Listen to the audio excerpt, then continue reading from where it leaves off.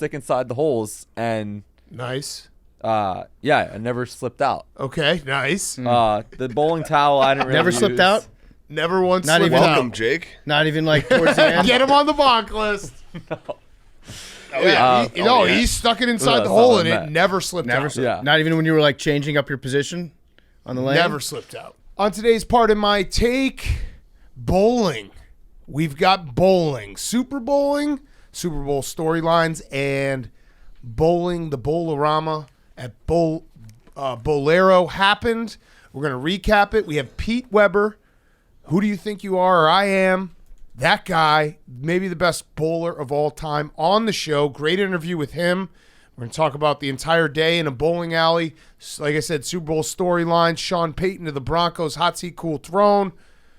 Very fun interview. I'm very excited for people to listen to it. And it's brought to you by our friends at Coors Light. What's better than having a Coors Light at a bowling alley? Two of the most iconic beer brands are about to make history this year.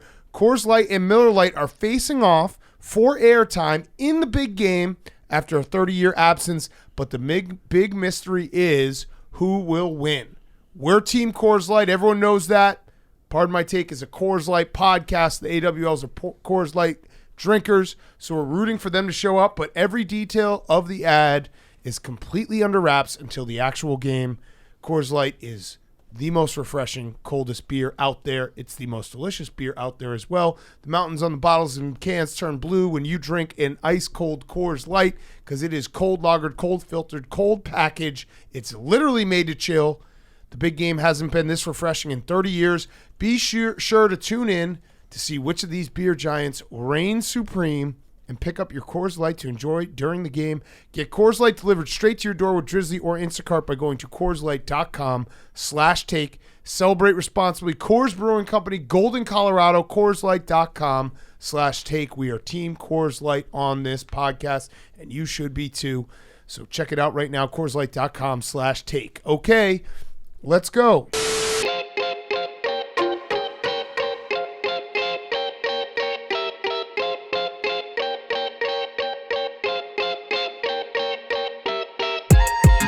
Welcome to Part of My Take. Today is Wednesday, February 1st, and Sean Payton is head coach of the Denver Broncos. Let's go, Sean. Good job, Sean. Good job, Sean. You got a job. And little birdie told me Vic Fangio might be joining him. Ooh. So Fangio was all but confirmed to go to the Dolphins on, Sunday? Yeah, Psych, record scratch. He might go to Denver. He used to be the head coach in Denver. that's true. But it's a new ownership group. That's So true. he might be Also willing to true. go back.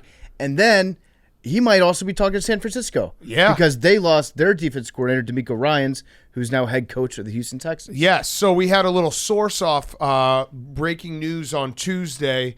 It was announced that Sean Payton was going to the Broncos, and then almost instantly after, DeMeco Ryans was going to the Texans.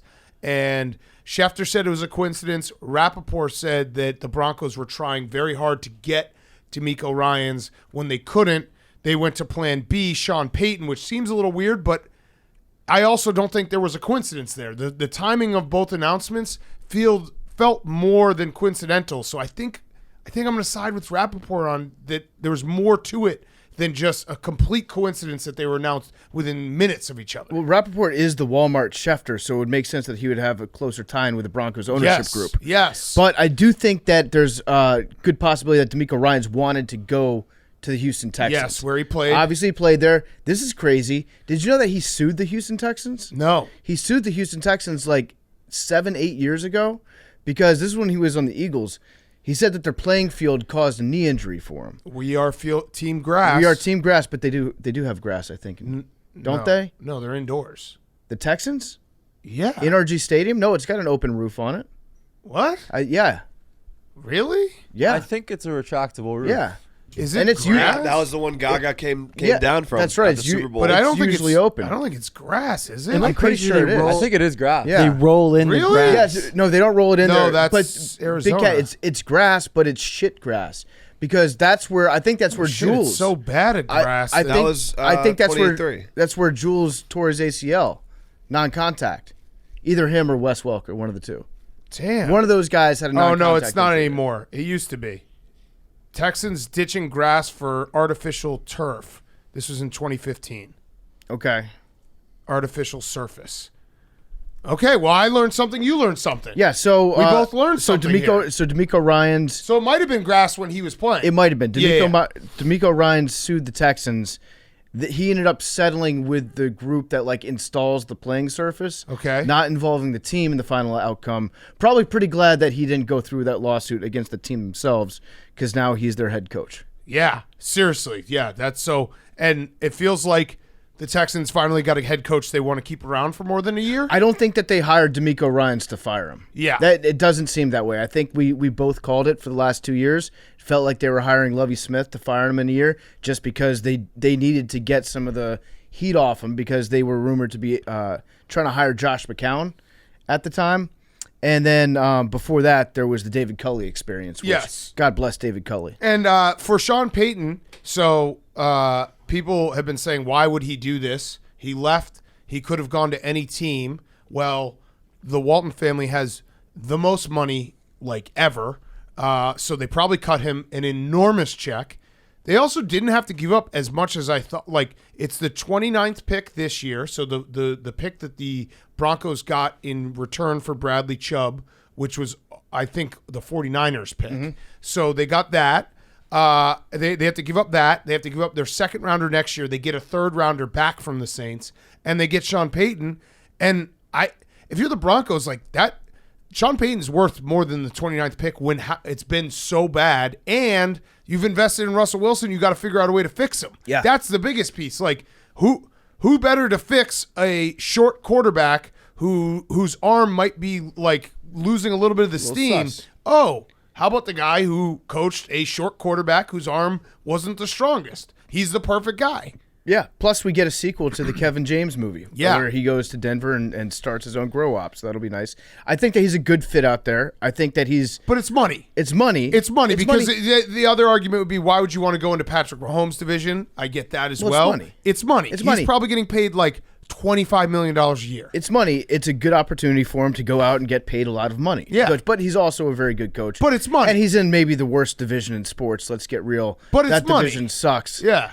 I'm just going to do a complete reversal on our takes from last year Yeah. about that division until proven otherwise. Although, Skip Bayless, that motherfucker, he predicted the C words to win the Super Bowl already. Oh, wow. And now he's got me thinking. It's a little early to do Super Bowl Now predictions. he's got a man thinking about maybe my C words take, but we can get to that later. But it's money. It's money. It's money. He's He going to got get paid a lot of money. He's going to get paid a shitload of money to coach the Broncos. He's probably going to be okay. I can't remember, and maybe there's like a very easy answer that's right in front of my face. Besides Andy Reid, okay, we're taking Andy Reid off the board here. Has there been a coach that like walked away and then came back for a big payday somewhere else, and he's been better at his second location than he was at Bill his Cowher's first? still out there. Bill Cowher's still remaining. Yeah, Remember how Bill Cowher was just in the just always it was toss him around. 10 years. Walked away from the NFL, like, our coaching in general. Walked away from because coaching. he really didn't walk away for that long. Walked away from coaching in the NFL and did something similar. I mean, Belichick left the Jets after I was a going to day. say, Pete Carroll left the NFL and then came back and was very successful. Yeah. I'm trying to think who left. Parcells, but he wasn't that successful. I mean, Mike McCarthy, we'll see how that goes. He did walk. He did, yeah. He get fired. He got fired. He and- rolled away. Yeah, rolled away and then came back.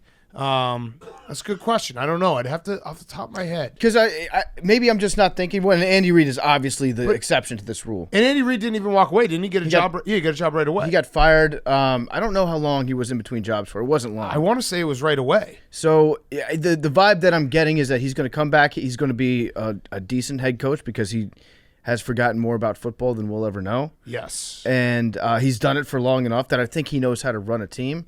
So it's going to be a completely different look for the Broncos as opposed to what they dealt with this year.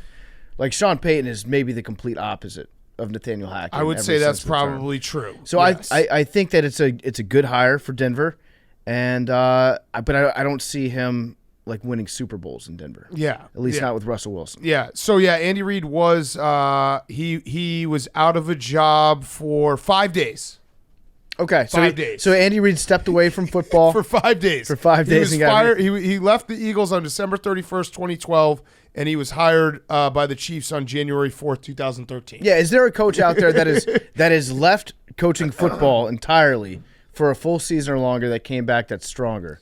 We're definitely forgetting someone. Yeah. Very obvious, and people are gonna. This is one of those moments where people. I mean, no, John Gruden, that didn't go well. No. We're just having the conversation.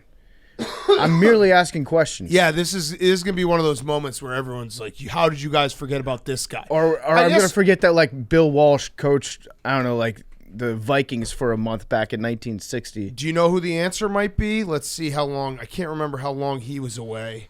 I'm gonna pull it up. The answer could be. Nope, Mike Holmgren also went just straight from the Packers to the Seahawks. I couldn't remember if there was a year in between. That's a good choice, though. Because that would be that would be the guy. So yeah, I think the Broncos had to do this move, and it's money.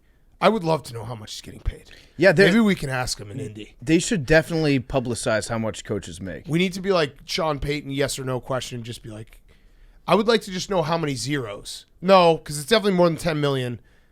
Or actually, you think it's more? I think it's probably right around 10 million. Oh, it's definitely more than 10 million. How much does Belichick make? We don't know. That's the best part about NFL coaches. We don't know how much they make. But Bill Belichick probably makes like 20 million a year. We knew how much Gruden made. Yeah. His contract was public for that was 10 million. Yeah. So he's definitely getting paid more than Gruden, I think, because it's a rich owner who's desperate to have a competent organization again, and Sean Payton who could go out and do the bidding anywhere he wanted. It's true. So it's got to be a pretty big dollar. I'm seeing, and now this is on Spotrac.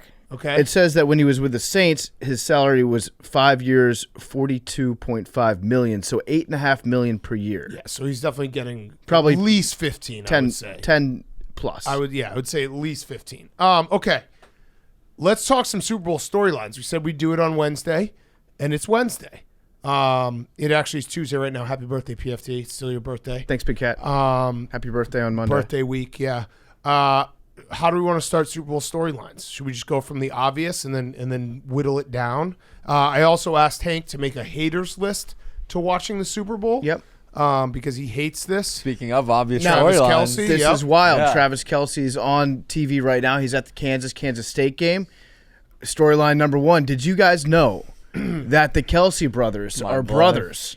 So I didn't until you just said it that way. Yeah, it's kind of wild when you put it that way. Yeah, so I have a take, and I know that this one's going to get beaten to death, the Kelce brothers. It's going to be talked about nonstop. It's probably, outside of Andy Reid and the Eagles, it's probably the number one Super Bowl storyline. I actually think it is very crazy. Like that cool. They are the first two brothers to face off in a Super Bowl, and they're both really fucking good. Yeah, it's one of those ones where people are going to make jokes about how everyone's overstating it.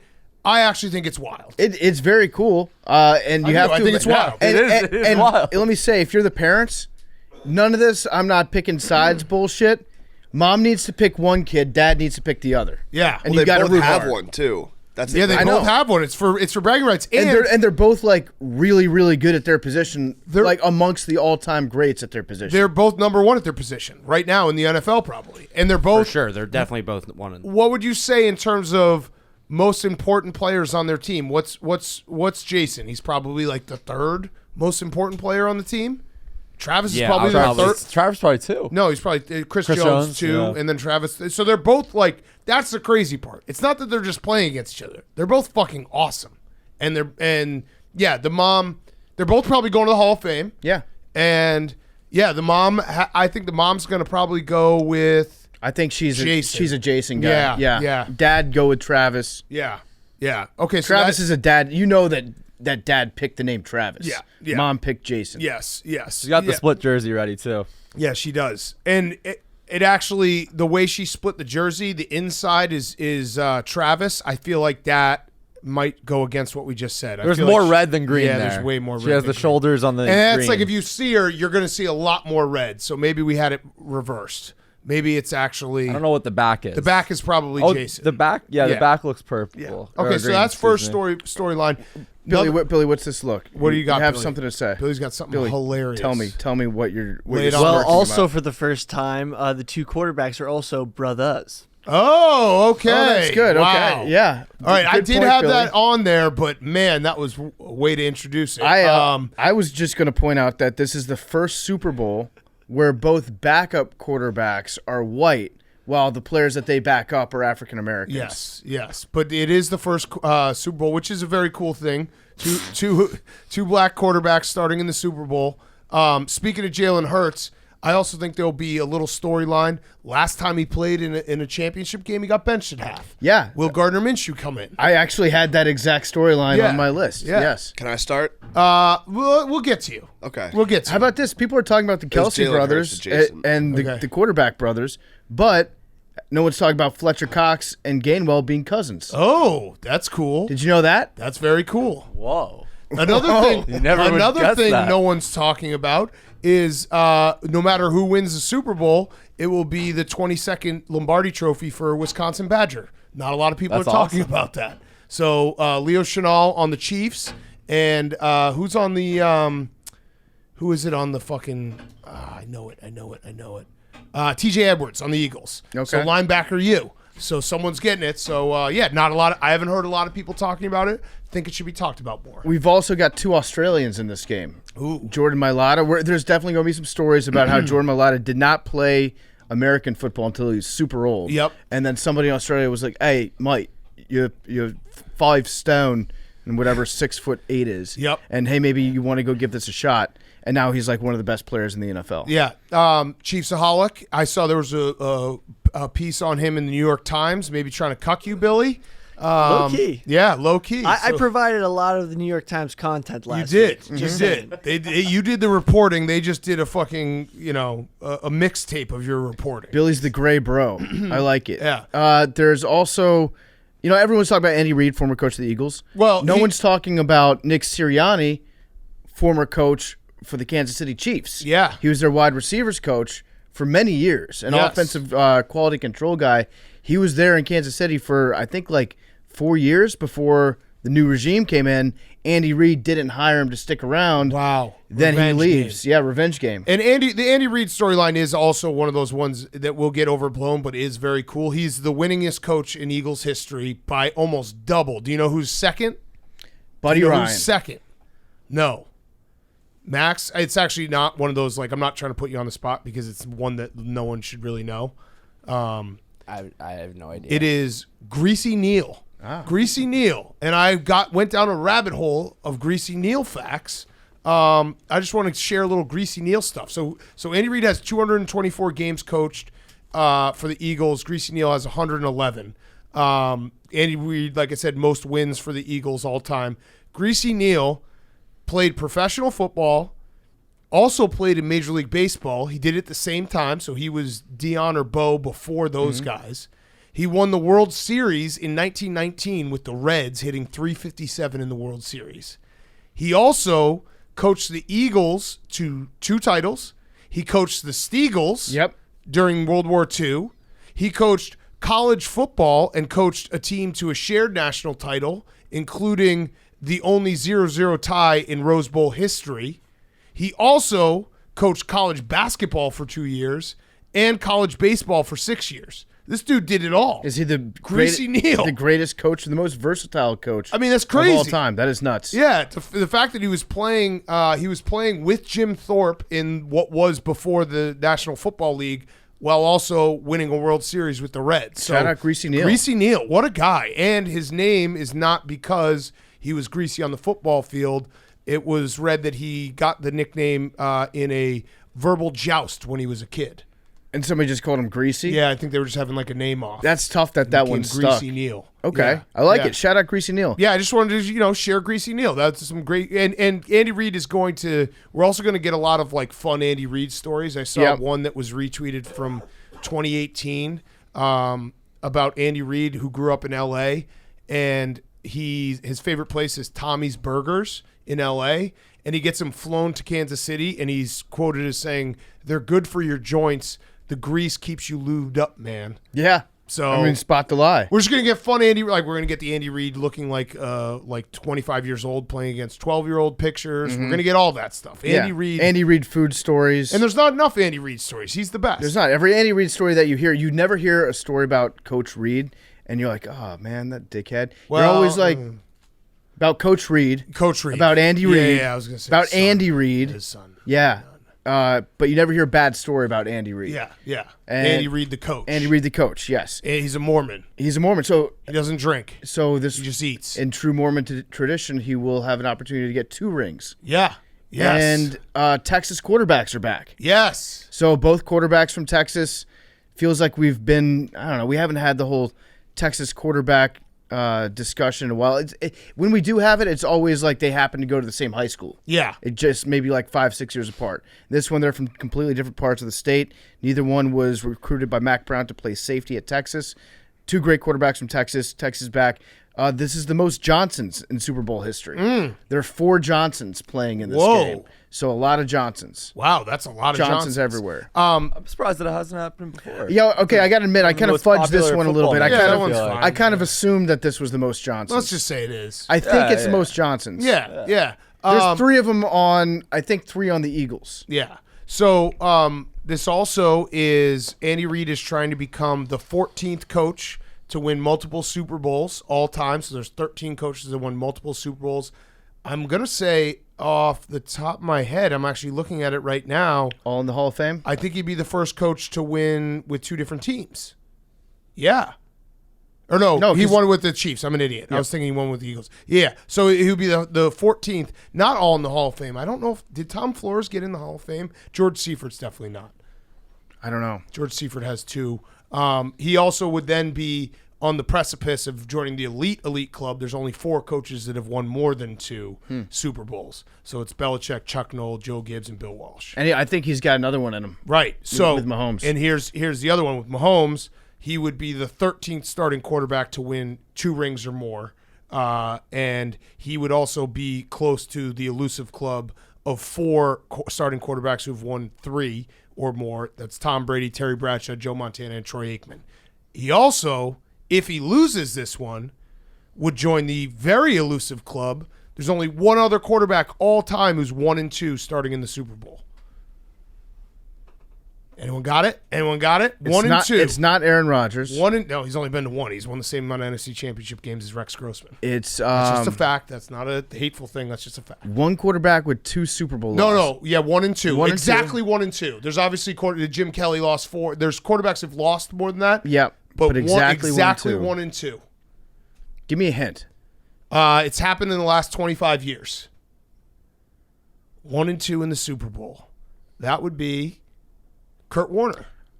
I was actually just about to say Kurt Warner. Kurt Warner won with the Rams, lost with the Rams, and lost with the Cardinals. Yeah. So Mahomes would be with Kurt Warner as the only other quarterback who's exactly 1-2 in the Super Bowl. Is he the only quarterback, Kurt Warner? Is he the only quarterback to lose 2 Super Bowls with 2 separate teams? Good question. No, he's not. No, wait. Let's look it up. Peyton Manning lost one with the Broncos, but he never lost one with the Colts, right? He lost one with the Colts to the Saints. To the Saints, that's right. There we go. Yeah. So, it would be elusive or very, very exclusive club that Patrick Mahomes would be joining 1-2. So you're talking about Wisconsin, the storyline of a lot of Wisconsin players in the Super Bowl. Yeah, I mean, it's not a big deal. Maybe it's we just should like no matter what, we get our should, 23rd Lombardi. We should show 22nd. some respect to the emergence of the University of New Jersey, Rutgers. They've got 2 running backs on the Chiefs from Rutgers. So they've got Pacheco. Yep.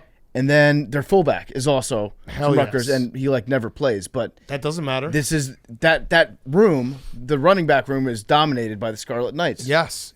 So a lot of good Super Bowl storylines. Oh, here's some fun ones. This is also the first time that any team has had their 2 starting receivers both have hyphens in their name. Valdez Scantling and Juju Smith-Schuster. Oh, wow. Yeah. That's wild. pretty cool. That's too bad Clyde Edwards-Helaire is injured. Yeah. Yeah, that is too bad. People forget Clyde Edwards-Helaire killed and the guy. And J.J. but Arcega-Whiteside isn't still on the Eagles. Yeah. Wow, that would have been, you talk about a 40-yard dash. Yeah. That'd be crazy. That'd be super wild. Okay. Hank, are you ready for the Haters Guide to the Super Bowl? Sure. Lay it on us.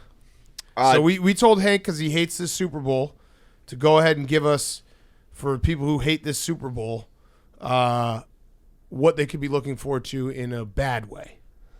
Jalen Hurts won the conference championship, spent the next night going upstate to New York to the Syracuse-Virginia game when he has no ties to Syracuse or Virginia. Just a weird move. Shout out Adam Weitzman. They'll be talking Booster. about. Oh, is he who brought him? Yeah. Well, that's why. That's the connection. Money. You don't know He that. brings up big time celebrities he like pays every home guys to go to the game. games with him. It's actually like, honestly, I want to hate the move, but if I had endless money, I would do the same It's thing. right on the scores table, right next to Boeheim. Yeah, like wouldn't It's like you do the same Boeheim, thing if you were him. just like, hey, This I is can, all right. We'll move on. Like I Brady could and just pay, Edelman, I right? could pay. Didn't Yeah, Edelman Brady go? and Edelman. Giannis went. If you Jimmy could just Fallon, pay, yeah. You gotta have some deep pockets. Josh to be able Allen, to, Stephon Diggs. Yeah. to afford Tom Brady to come watch a game with you in upstate New York. but how sick would that be if you had that money where you're like, all right, I got a private plane, show up, we'll hang out, we'll watch my favorite team, I'll be there we'll for take the some Duke game. pictures, and that's it. I gotta admit, Shout out like, game time. You would do the same if you had endless money. it sounds kind of loser behavior. It does. It's but basically like you're a prostitute. Okay. It's like you're hiring male friends. Yeah. Listen. I've gone through this thought process because It was like 3 or 4 years ago. I asked, I think it was Hubs because he went to Syracuse. Like, what's the deal with this guy? Because he always had famous people with him. He's like, he's got a shitload of money. He's a huge booster, and he just pays for like famous people to go to games with him. And I was like, what a loser. And then I realized if I had $1 billion and I couldn't, if you're on that precipice where it's like you can't own a sports team, but you have so much money that you don't really know what to do with it, I think I'd probably do the same. okay, so I I think think I'd just be like, hey, Justin Fields, you want to go to the Kohl Center real quick? I think it's a huge loser move, and the guy's a loser. I'm going to continue to call him a loser seems like a until nice he guy. offers for us to come yeah, watch a he game can with him. invite us. In which case, I will change my tune 100%. And Yeah. this guy's the coolest guy in the entire state of New York, Yes. Okay. maybe the world. Hank. I could be next. bought. Why is Philadelphia content with second place if they lose the Super Bowl? Oh. Obviously, we know about the Phillies. We know about the soccer team. What's the soccer team's name? The Union. Yeah, you got Nice. it. Nailed it. Yeah. Did you? So this was something is I was hypothetical. doing some research. Well, I mean, it is a storyline. Did you know that? Content? Who said that? Well, Philadelphia, Max, if you let me finish. Philadelphia, the Declaration. I don't know how much of a history buff you are. The Declaration of Independence was signed in Philadelphia. Mm-hmm. Somehow, they're still the second state in the Union. Yeah, well, the Constitution was the one that made them into states. Still, second place. Declaration of Independence, is like we're out. We're done with Right. England. Constitution was like, we're start our own deal. Yeah, we got our own game. Who's in? And Delaware was like, pick me, I'm first. Yeah. Should have been Philly. Well, I mean, they were second. They but were they close. They were close, but they weren't there. Well, they were thinking about taxes. We need to get our taxes done. You got to do Delaware. Also, I think at one time they were the America's capital, and they kind of got that robbed too. They did, yeah. DC kind of swagger jacked Yeah. that. Big time. Again, That's kind of content with second place, Max. That's true. I don't care about history. Patrick Mahomes is probably going to catch Tom Brady for most Super Bowl losses. You kind of brought that up. Stole my shine there. He would get what? He's on his way. Like, people are talking about how he's on his way to catching Tom Brady. The only thing that he's going to catch Tom Brady in is Super Bowl losses, not wins. So this would tie him with Tom Brady This for would- Super Bowl No, losses. Tom Brady has has 3. Yeah, Jim Kelly has 4. You guys are really just. Do you want me to do this list or All not? right, wait. Say it again. Say People the fact keep again. talking about fact or fiction. Patrick Mahomes is going to catch up to Brady, right? That's the storyline. Well, Right. In he my eyes, becomes- he's going. The only thing that he's going to catch up to Brady on is Super Bowl losses. Got it. Okay. Got it. He would lose this one and would still need to lose another one. But if he did, then he would catch up to Tom Brady. Losses. Yeah. Got it. Got it. Ketchup. That's Mahomes. Fox's, and this is again, you wanted me to do the hater list, so this is something that haters are going to talk about. I don't necessarily agree. I love Greg Olson, but Fox is doing the game. Troy Aikman and Joe Buck aren't doing it. Yeah. Yeah, I've actually seen nothing but praise for Greg Olson and Kevin Burkhardt over the last month. People have just been going out of their way to They're compliment very them. good. They're Yeah, good. I think they're Very good too. good. I'm just saying. This is you. There will definitely be some people Yes. complaining, but that just comes with the territory. Yes. I think And they're that- not real complaints like Romo. I think the same people that complain about Joe Buck would be the same people that would complain about Joe Buck not doing the game. Yeah. Does that make sense? Yes, absolutely.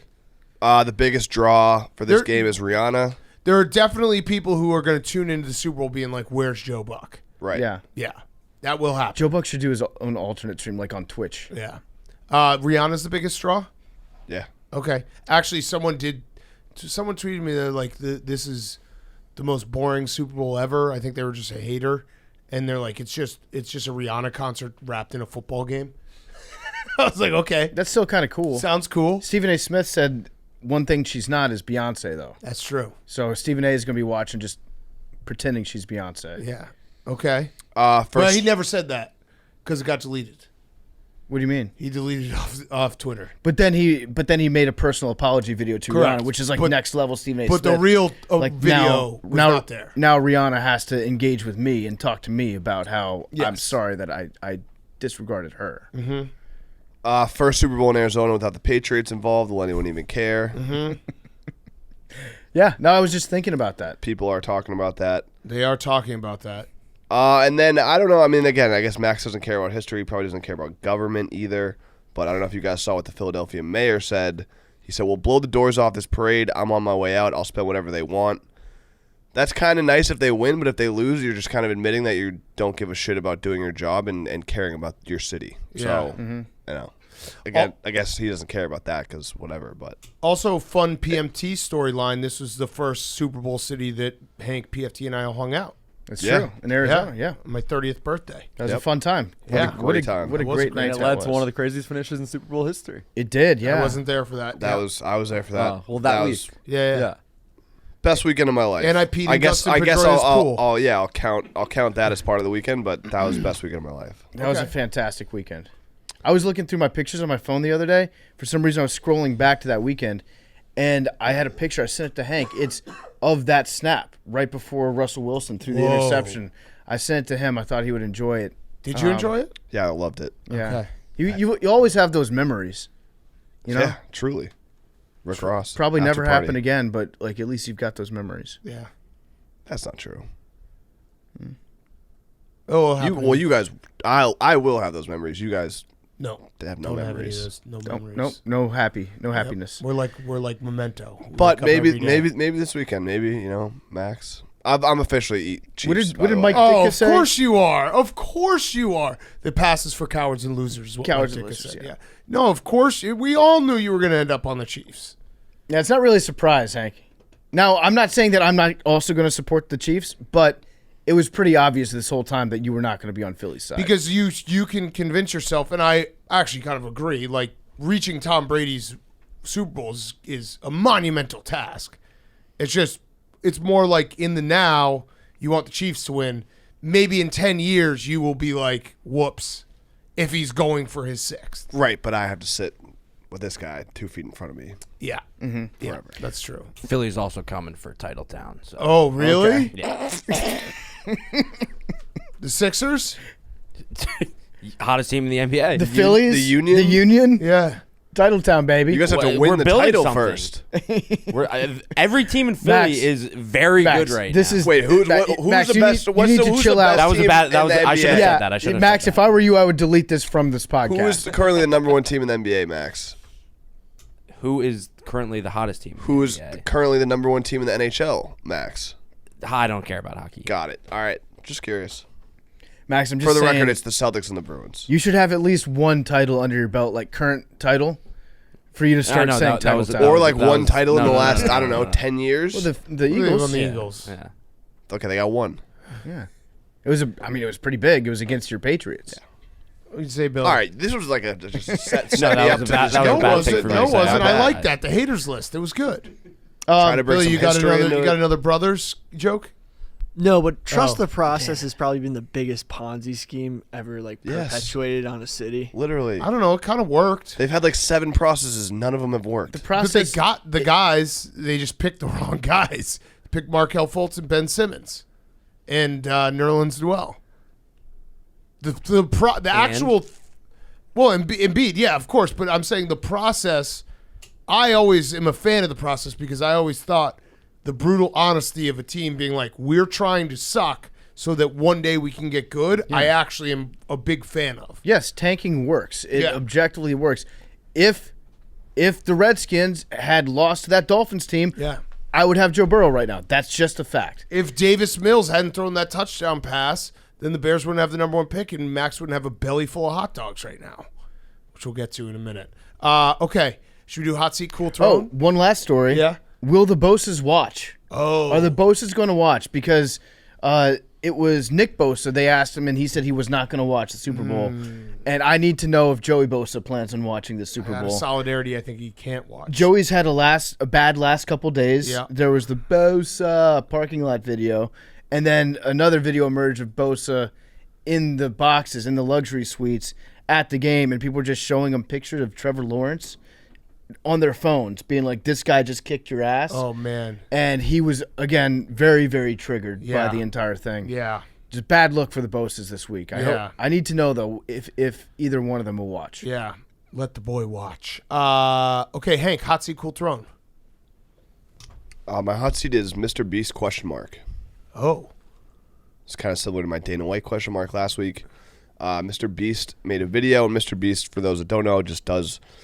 He's a YouTuber. I think he's the biggest YouTuber that exists. He has like a bajillion subscribers.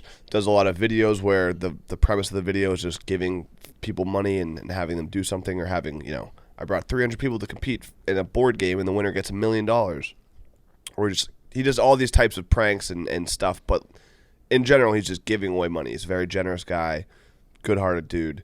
In his recent video, it was curing 1,000 people of blindness.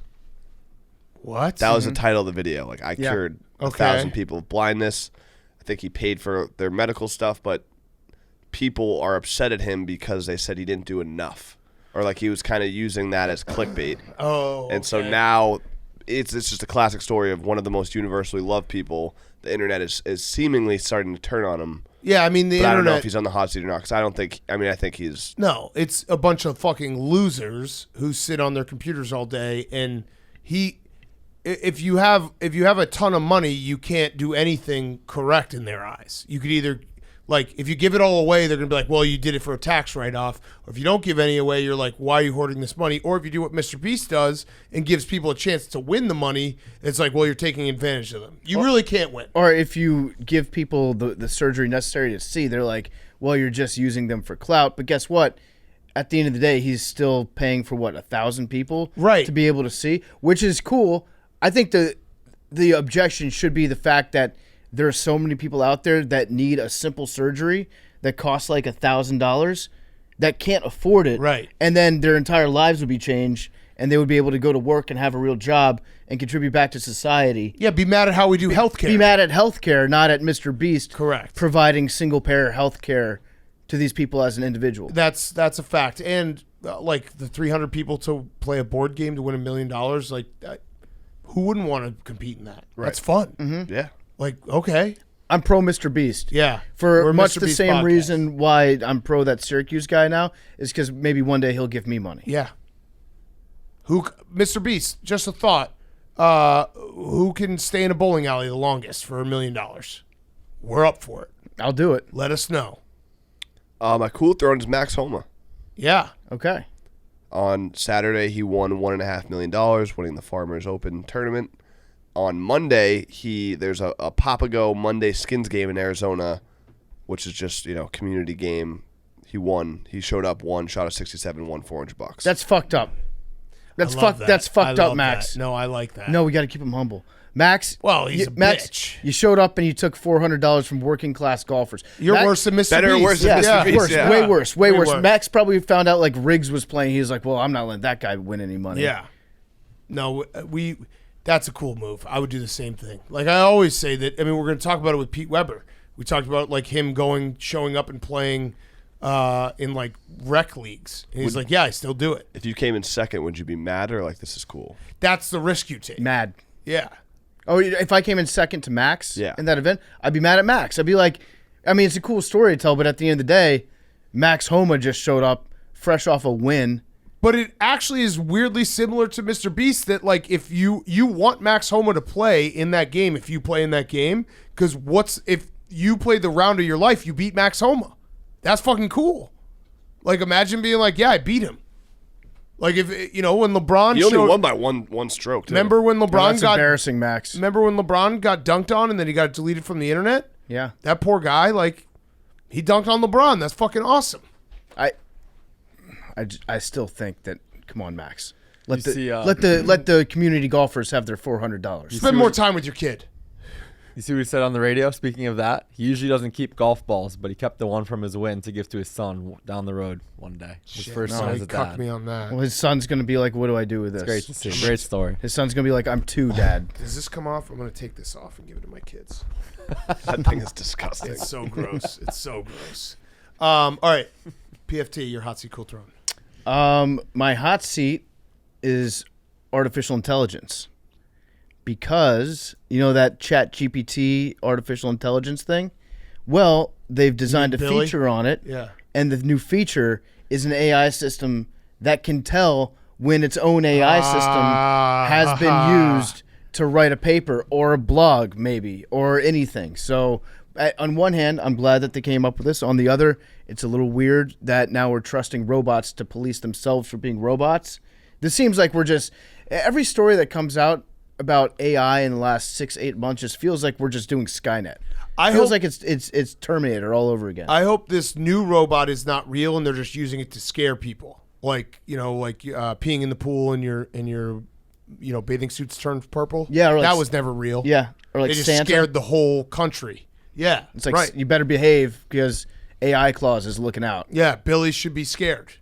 I'm not scared. Oh, okay. We need you to test this out, Billy. I know. I just like interviewing the chat robot about news about it, and it makes great blogs. You think that that's going to give you trustworthy information? I'm just like, yo, ChatGPT, what do you think about Microsoft buying you? Do you trust Bill Gates? And then it gets really funny. What does he say? You're basically just sitting talking to Smarter Child. Yeah. Yeah. Oh, Smart Child. That's a nice throwback. Yeah. What's Smart Child? Don't worry about it. Yeah. You didn't have AIM. Yeah. Or AIM, whatever you want to call it. PFT, your cool throne. My cool throne is some guy on Twitch. I forget the guy's name. Speaking of AI, It's some guy on Twitch. I saw a video of him last night. I don't know what the fuck I watched. Atriot. I didn't understand what was going on, but I didn't want to learn any more about it. I sent a link to Hank, and I want Hank to explain it, but can I try to explain it best Please. of my Yeah, understanding? I would love to hear it. Okay, so this guy he's a guy on Twitch, and he lives with his girlfriend / wife. Wife. Okay, so he lives with his wife, maybe fiance. and this guy watched porn, and his wife caught him watching porn, and then he made her sit next to him while he did a Twitch stream apologizing, and made her cry because she was watching her husband apologize for jacking off. Wait, He Dan Orlovsky did a Twitch stream? No, it was Alex Bennett. Oh, okay. No, but he was like straight up apologizing to his wife, and his wife was in tears, and he was in tears, and he was like, "I'm sorry. In a moment of weakness, I typed in you porn, and then I clicked on one of the games. You know, like the games that say Yeah. I bet you won't last. I didn't know anyone ever clicked on those. This guy did and got caught. Damn. So he didn't get caught. He got caught by his stream. Like he was streaming. He was on his internet browser. They saw the tab, and they saw the website that it was, and they're like, "What the fuck is this?" His video. He said, "I've been doing all this AI research, talking about all this AI." And similar thing. It was a website that pops up. He's a popular streamer. He's friends with all the big female streamers. Oh. Wait, so he can't watch porn? The website that he was on is an AI porn website that is deep fake. It deepfakes the girls that he's friends with. Okay, that's different. So he's jacking off to that's his friends. different. That's Yes. fucked up. Yes. But it wasn't. That's It wasn't even them. It was No. deep fakes. Yes. Yeah, Of that's who? fucked up. Of, he of like, I mean, it's like Pokimane. Yeah, like, he's I mean, his doing- his names you're not gonna know. he's But- like, and he's friends with them. Yeah, Like, it's like he like streams yeah. with them and interacts Got with it. them and stuff. Yeah, so that is kind of to be like, oh, this girl's hot. Let me deep fake a porn so I can jerk off to her. And then he made his wife sit there while he apologized for jacking off to his friend.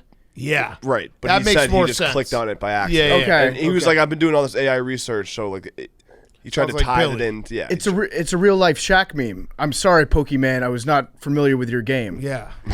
Damn, that's tough for him. yeah. Okay, so I'm on the side because this whole like deep fake thing. The poor wife. I'm on we've the all- side of the poor Yeah, I'm wife, on 'cause her that shit side. is- She got brought onto a stream to cry for clout. That's tough. As Someone far is as probably knowing that your deep faking husband's her. like jerking off to like the people that he basically works with, kind Yeah. of like it's weird. and he was like, I've tried to be a good guy, and I had a moment of weakness.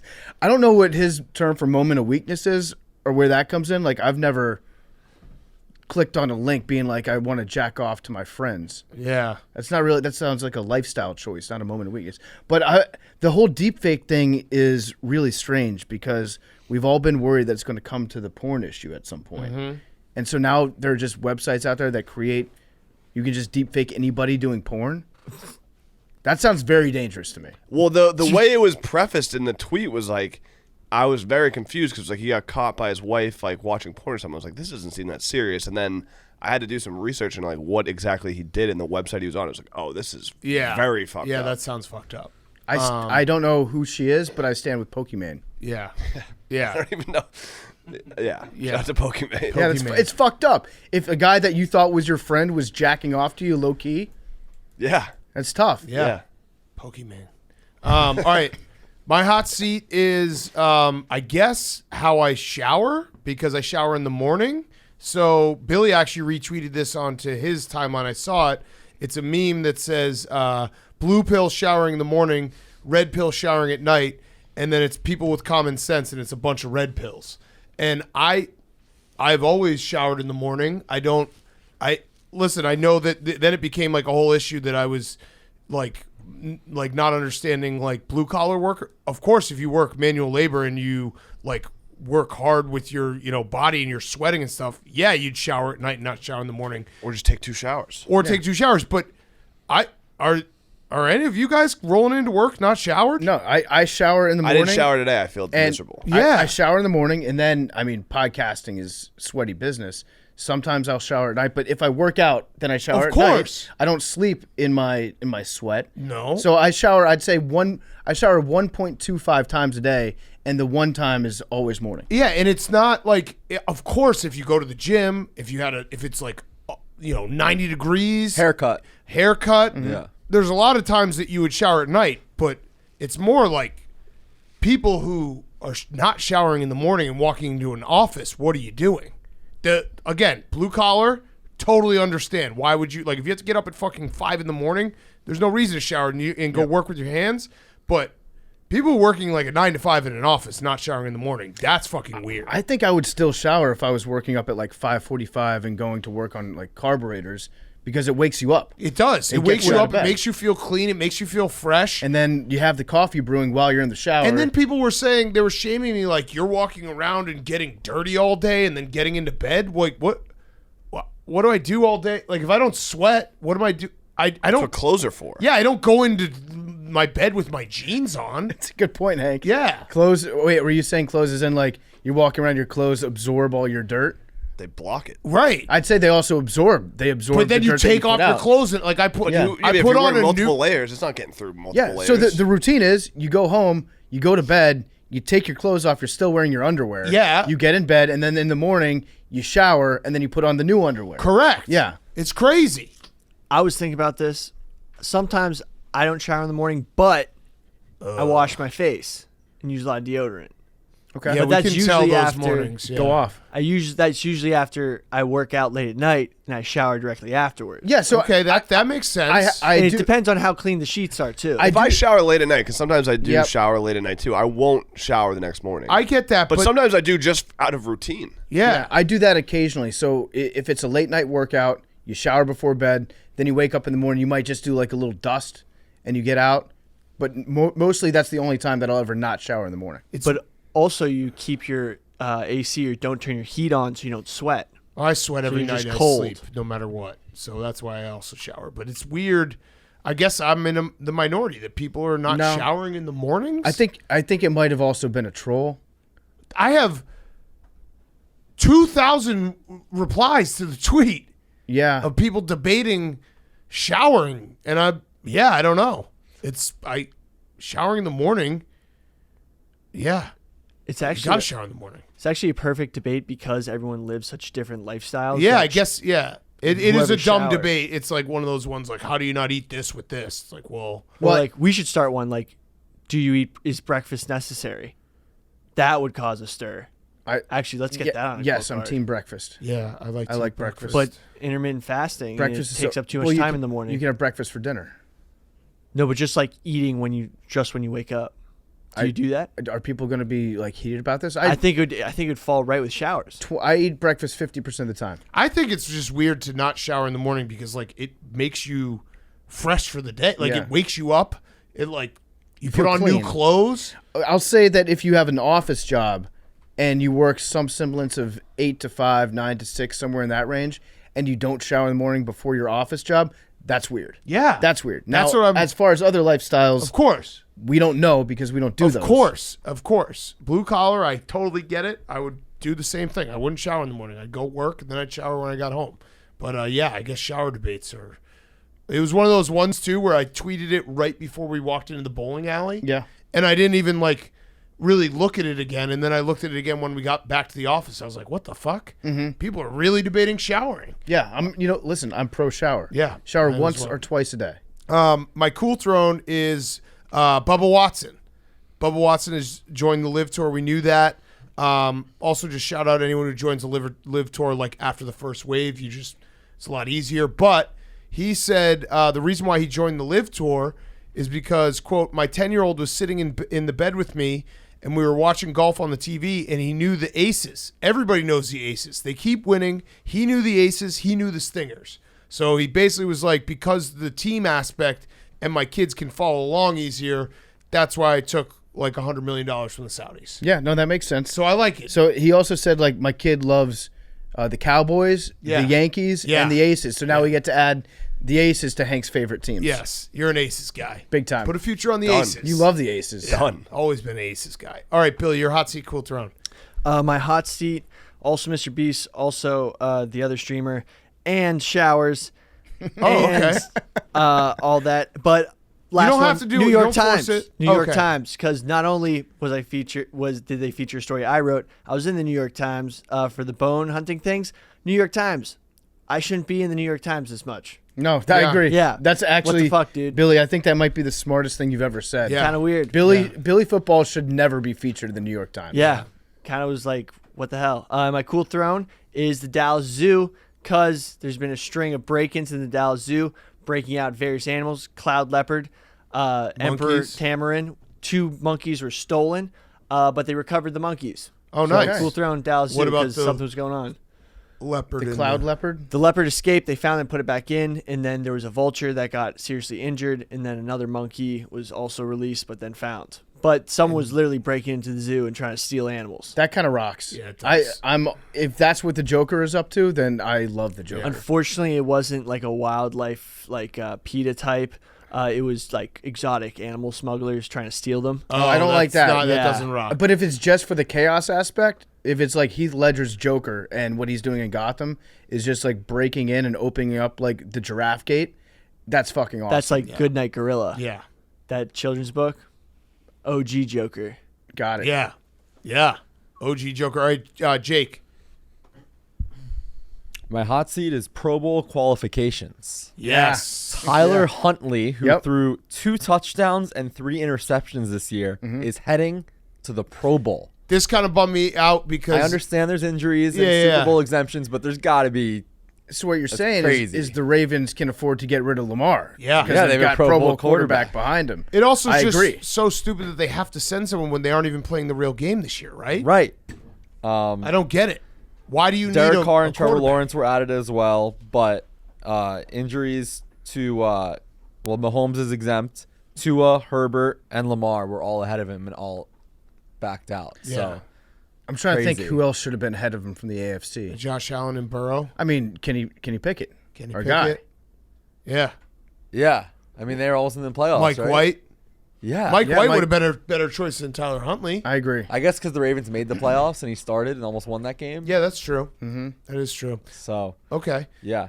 My cool thrones, first responders, specifically in New York City. It was officially announced earlier this week that Barstool Sports will be hosting and broadcasting the annual NYPD FDNY hockey game on Barstool.tv. Hell yeah. Who's going to be Saturday, who's gonna be doing April the play-by-play? April 15th. I'll be joining the Spit and Chicklets crew. Oh, wow. Nice. I'm very excited. So me and Biz in the booth. I Saturday think what? April 15th. Oh, yeah. Oh, tax day.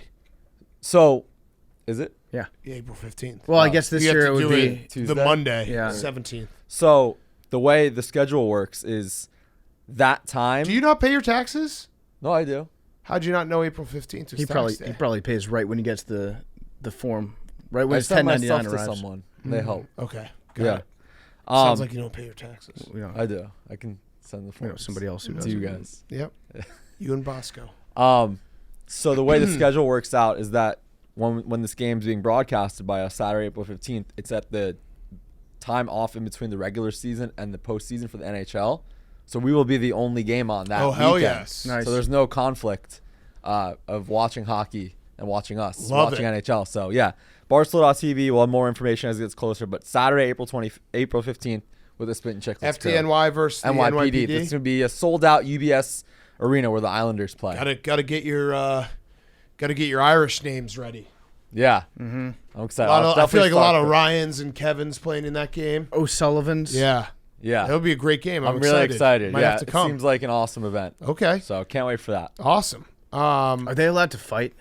Yeah, apparently It's called Rough and Rowdy on Ice. Yeah. apparently let's gets go. really heated. I love it. I'm really I love excited. it. We're gonna try That's and get obviously the for a players great to cause. fight in the next Rough and Rowdy. Oh, after. hell yes. Now, Hell in yeah. theory, could the police team just arrest the firefighting team for trying to fight them?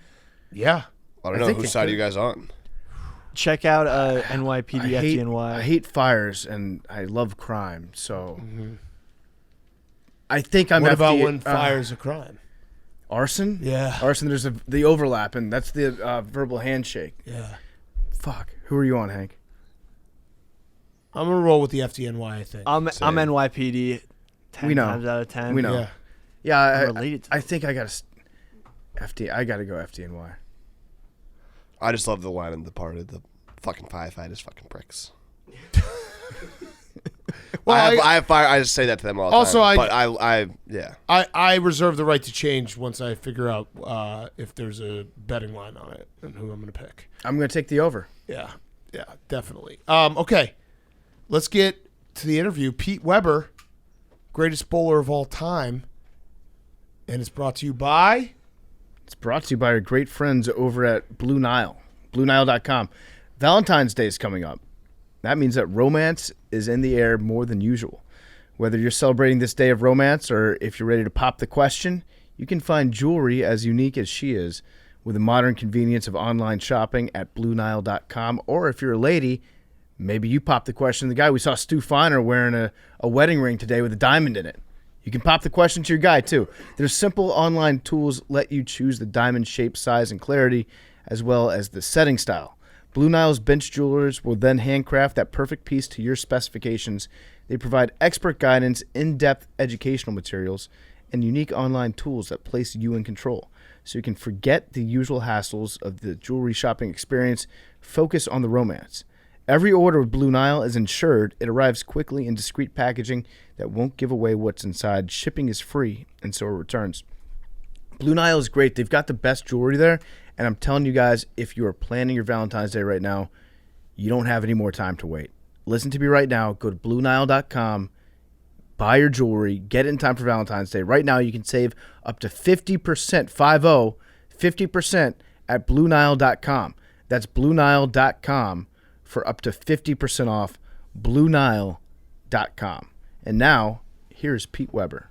Okay, we now welcome on the man, the myth, the legend. Now, it is Pete Weber. He has over 100 titles to his name. Is that true? Over 100 titles to his over name. 100. I'm going to set the stage real quick, Pete. I want to call you Mr. Weber because I have. Please you don't. are a legend. All right. Should I call you Mr. Weber? No, Okay, please Pete. don't. All right. We have been doing this show for 7 years now. We've interviewed a lot of people, a lot of different people from a lot of different sports. You have passed the test of I'm actually nervous to interview you because you are such a legend. I just want to say that to get ready. Why am I such a legend? Because you are a sport. It's like growing up, Wow. Pete Weber was bowling. Yes. Yeah, but I'm still doing it. You are still yeah, doing it. and I still thoroughly enjoy it too. I still love the competition. I still love being out there. You know, so I just don't feel like I'm a legend yet, but I appreciate. You are. You're a I legend. appreciate the You're a compliment. legend. And I think that it would be disservice not to just start right where everyone wants us to start. Let's just do it. Give us the whole quote. You say, who do you think you are? I am. What did you finish it with? Got it? Or something like No, that? that was it. Oh, That it's was- yes, God damn it, yes. Yes, That is goddammit, right. yes. I did it. I did it. Number Who 5. do you think you are? I am, yeah. Get it right. Where did you come up with who do you think you are, I am, or did it just come out of you? Well, actually, it just was kind of a missay because I was sitting there and I was thinking what I was going to say to the kid that was giving me trouble during the match, and it was like I wanted to say, "Who do you think you are with me in my house?" Yeah. You know, and it just came out, "Who do you think you are? I am." And that's the best part of the story that I think a lot of people don't know. That was directed to a 12-year-old kid. Well, yeah, 12, 13, 14, you know, I'm not real sure. That but, makes it even better. Like yeah. So what was the kid was like heckling you during the game? Well, he rooted out loud a couple times against me. The second frame when I left the 10-pin, he just loud enough, yes, you know, that when I left the 10-pin. And, you know, I don't care if you root, but don't root loud enough for me to hear. Yeah. You know, because that's just takes away from everything. But it pisses me off. So, you know, when I get mad, I let people know about it. And I've never held back. Now, after you do the "Who do you think you are, I am," did you know that it was like an iconic moment in the moment, or was it afterwards where people start sharing it, or were you like, "I'm Pete Weber, that was gold what I just gave the people"? No, actually, I thought, God, what a stupid saying, and then it started showing up on on Sports Center, and then all the halls of shame across the country. No hall of shame. Yeah, but you know, I didn't take it that way. Yeah. I figured, well, I did something good, and bowling is getting attention, and that's what we need. We need attention, and who better to do it than me? Yeah. It was iconic, and I also think that. Was it Ernie McCracken from Kingpin? Yeah. Bill Murray's character, he was loosely based after you, right? Did you watch that movie and you're like, yeah, this is pretty good? Yeah, I've seen Kingpin, yes. But that came out before I started doing all my antics. All their antics, So, the bad boy of bowling. So Do you take pride in knowing that you were the bad boy of bowling? absolutely. I mean, you know, I've always been a gracious winner, and I've always been a gracious loser. But there's a time to be bad, a time to be pissed off, and a time to get angry. And when people do that to me, then I'm not going to hold back. Yeah. It's just not fair to me, and it's not fair to my opponents that people do that. So let's start from the beginning. Pete Weber, the bowler. Your dad was obviously a famous bowler as well. At what age were you like, this is it? This is my career. I know that I'm going to be one of the best of all time at bowling. Well, growing up, you know, I bowled. I bowled with my brothers. I bowled with my sister, which everybody in my family, except my mother, had a 300 game. Really? So, you know, that's kind of cool to say. Her high game was 289, so, you know, 10 pin in the 11th shot. So she was very happy about that. But, you know, I turned 14 and I decided that I wanted to bowl men's league. And my dad gave me permission, signed the ABC consent form for me to bowl men's league. And the first game in men's league, I shot 300. Really? And then they proceeded to hand me $100. And I was like, back in 1976, $100 went a long way. Yeah. But, you know, I was like, oh, wow, I can actually make some money at this. And then by the time I was 15 and 16 and winning some little regional tournaments and then local tournaments, it was like, yeah, this is what I want to do. And Dad always told me from about 14 on, he says, Pete, you're the best in the family. You're going to surpass me and be better than me. And I said, Dad, I'm sorry, but you're Dick Weber. I'll never be better than you. Even though I have more titles than him, I will never say that I'm better than him. Yeah. What was your first 300? How old were you? I was 12 years old. Jesus. I was bowling in adult junior league with my junior coach from Saturdays, and I shot 300, and he actually shot 299. Oh. Yeah, so You beat him by one pin? Yeah. And he shot maybe like one of the best games of his life. he was a good bowler back And he then. got beat by a 12-year-old. Yeah, but hey, any given day, right? Yeah. Wait, so how many 300s have you bowled in your life? I could Can't not count? tell you. Can't count 'cause I know so it's probably over 120, Jeez. Are maybe they- more than that. Are they all built the same, or are some 300s better than others? I have one 300 that really sticks out. I was in a PBA tournament in Detroit. On the left lane, I had 5 Brooklyns. Which is hitting the left side of the head pin for a right-hander. okay. That would be hitting the Brooklyn side is going crossover. Okay. And then on the right lane, I had 7, 10 in the pitch strikes. Okay. Normal strikes. Yep. But to get 5 Brooklyns on one lane and shoot 300, that's pretty lucky. Now, is it more difficult to bowl if you're the last lane, like if the wall is next to you, or is it easier to bowl? Or maybe I'm just maybe there's no difference whatsoever. I know that if you're a basketball player, a lot of times you prefer to shoot in a gym that has a wall right behind you because it helps with depth perception. Yeah. Is there any difference at all where you're at in a bowling alley in terms of which lane you're on? No, not really. You do have to be careful sometimes because sometimes like lane 1 or the high-end lane, they have a drop-off.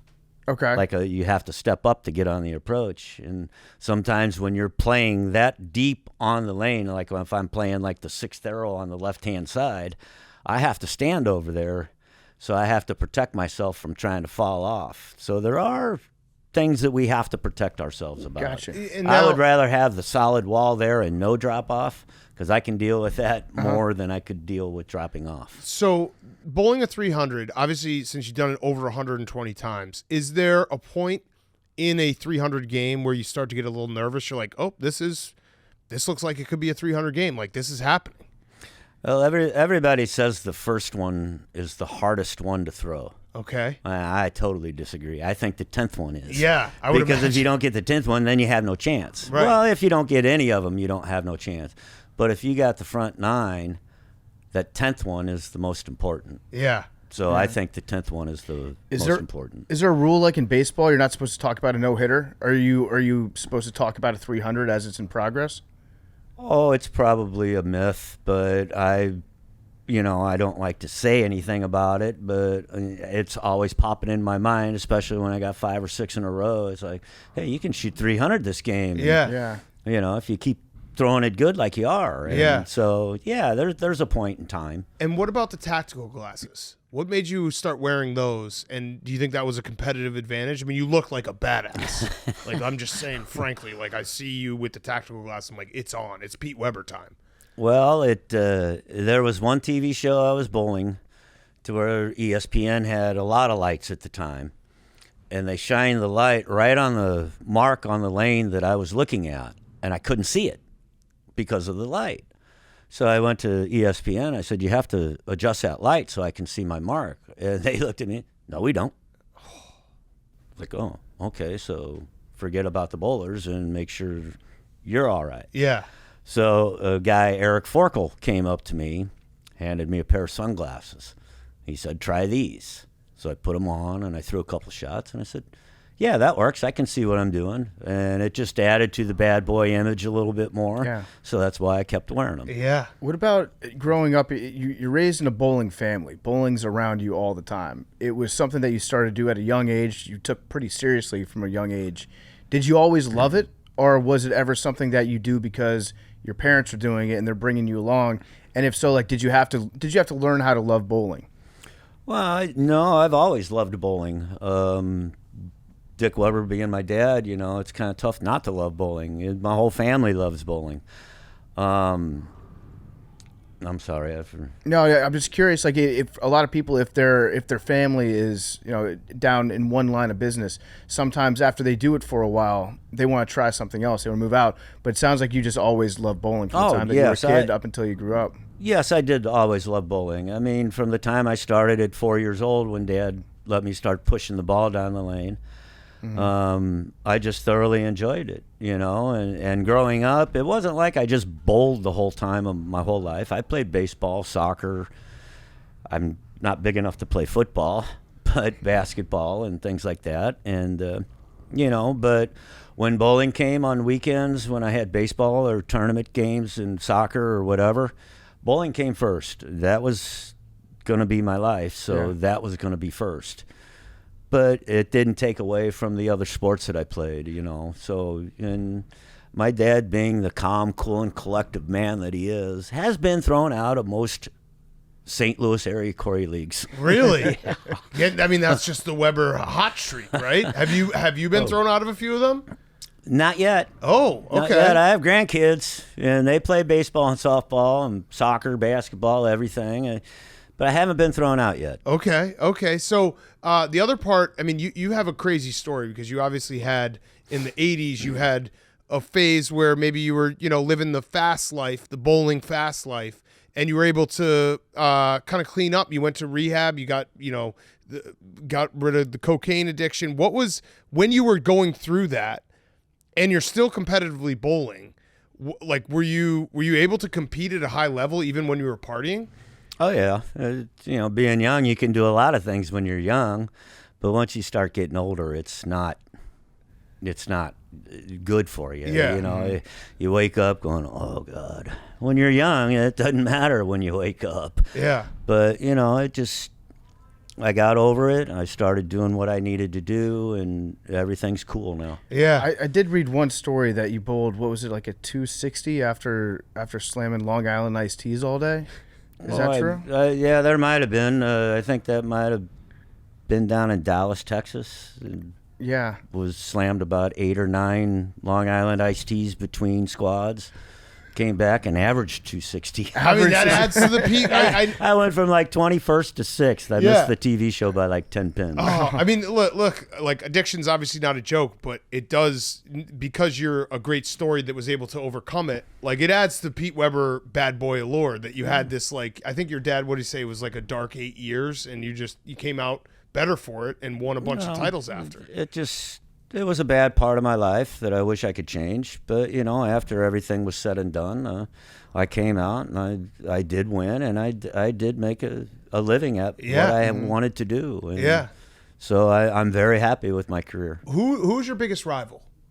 Walter Ray Williams Jr. And was it heated? Was it like you guys wouldn't talk after matches and stuff? No, it's nothing like that. I mean, we're friends. Yeah. We've on the senior tour together. We've played golf together. We've had dinner together. So, it's not a personal rivalry. It's a bowling rivalry that I'm like 0-5 or 0-6 at him in title matches. Oh, no. I've beat him on TV, but I've never beat him for a title. So that's why I say that's my bowling rival. And does he still bowl? Can we maybe do a pay-per-view event? Pete Weber Final Redemption. Hey, bring it on. I mean, we might have to do that. It would be amazing if we could get Chris Berman involved to do the intro for it, because I remember I used to watch Sunday Countdown, and Chris Berman he'd be talking about the NFL games that were coming up, and then it would just cut off, and then the bowling would start on ESPN. Yeah, I would love to have Chris Berman. I'm sure he knows you. I've watched him since this big, so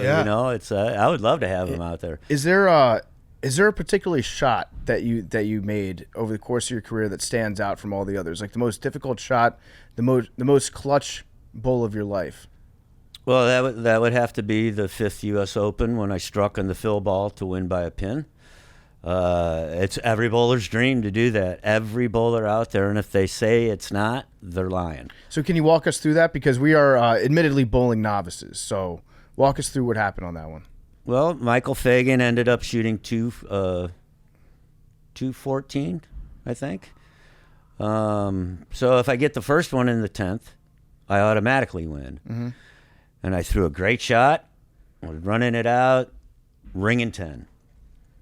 So I got to make the spare and strike to win by a pin. Made the spare, and for some reason, I was very, very calm when I threw that last shot to strike. I thought I'd be really nervous, but I was very, very calm. I didn't get, over zealous about throwing the shot.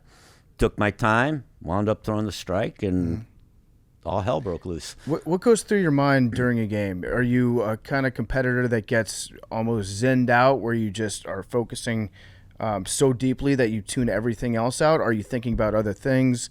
Do you find yourself in the zone? What goes on inside your head during a competition? Well, most of the guys that bowl on TV, they won't watch their opponents bowl. I have to watch my opponent bowl. If I try to look away, I still wind up going like, out of the side of the eye or something just to see what he does. But I've always watched my opponent. I I never think negatively. It's always like, all right, he gave you a shot, take advantage of it. Get up there, let's go. Make the best shot you know how. So, it's all about making the best shot that you can. And it's, some guys take a lot of time. I refuse to take a lot of time because I think the more I stand there and think about it, the more apt I am to gonna throw a bad shot. Yeah. So I get up and I put my fingers in the ball, put my thumb in the ball, deep breath. As soon as that breath is out, I go. Mm-hmm. And that way I feel calm when I'm starting my approach. And that's just me. Other guys have different ways of doing things. But, with me, it's just the less time I take, the better off I am. Has there ever been any, in your time in bowling, professional bowling, was there ever any cheating controversies? Was there ever anyone who was trying to do something illegal that got caught? I'm just fascinated. Like, what would even cheating be like? The rules, I assume, have changed over the years. Has there anyone done anything where it's like, this guy, like, what is he doing here? He's greasing his ball too much, or something? I don't even know what it would look like.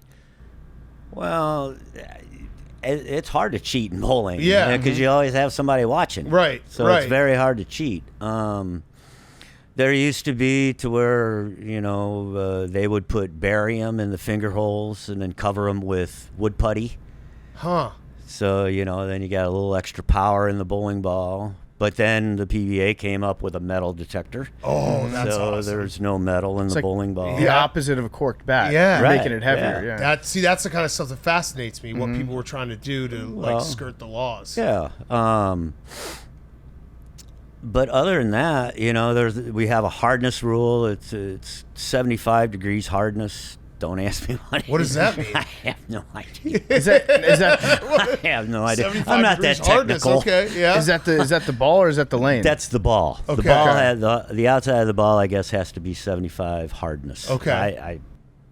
Why I don't know, but when the ball heats up and gets warm, it loses some of that. It'll go down in softness, like to 74, 73. This is like Deflategate. for Yeah, football. and sometimes back when we were checking bowling balls a lot more than we do now, there were some guys told, do not use that ball, it's too soft. Interesting. And then they used it anyway Wow. and got caught and got disqualified. So, That's it's just, it's like I said, it's really hard to cheat in bowling. What about PEDs? Have there ever been any PED accusations?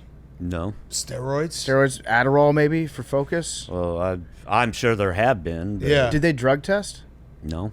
What about None. innovation in bowling? Has there been in your time someone who isn't there the guy from Australia who does a weird Jason Belmonte. Yeah, he does a weird spin. So when that comes out, is everyone looking at like, what the hell's going on here? How is this guy doing this? Yeah, kind of at first, yeah. So what did he do exactly? Can you explain it? Well, he uses only two fingers. Okay. He puts his hand on top of the ball, in which, if you ever watch him, he dries his left hand Okay. more than he dries his right hand Interesting.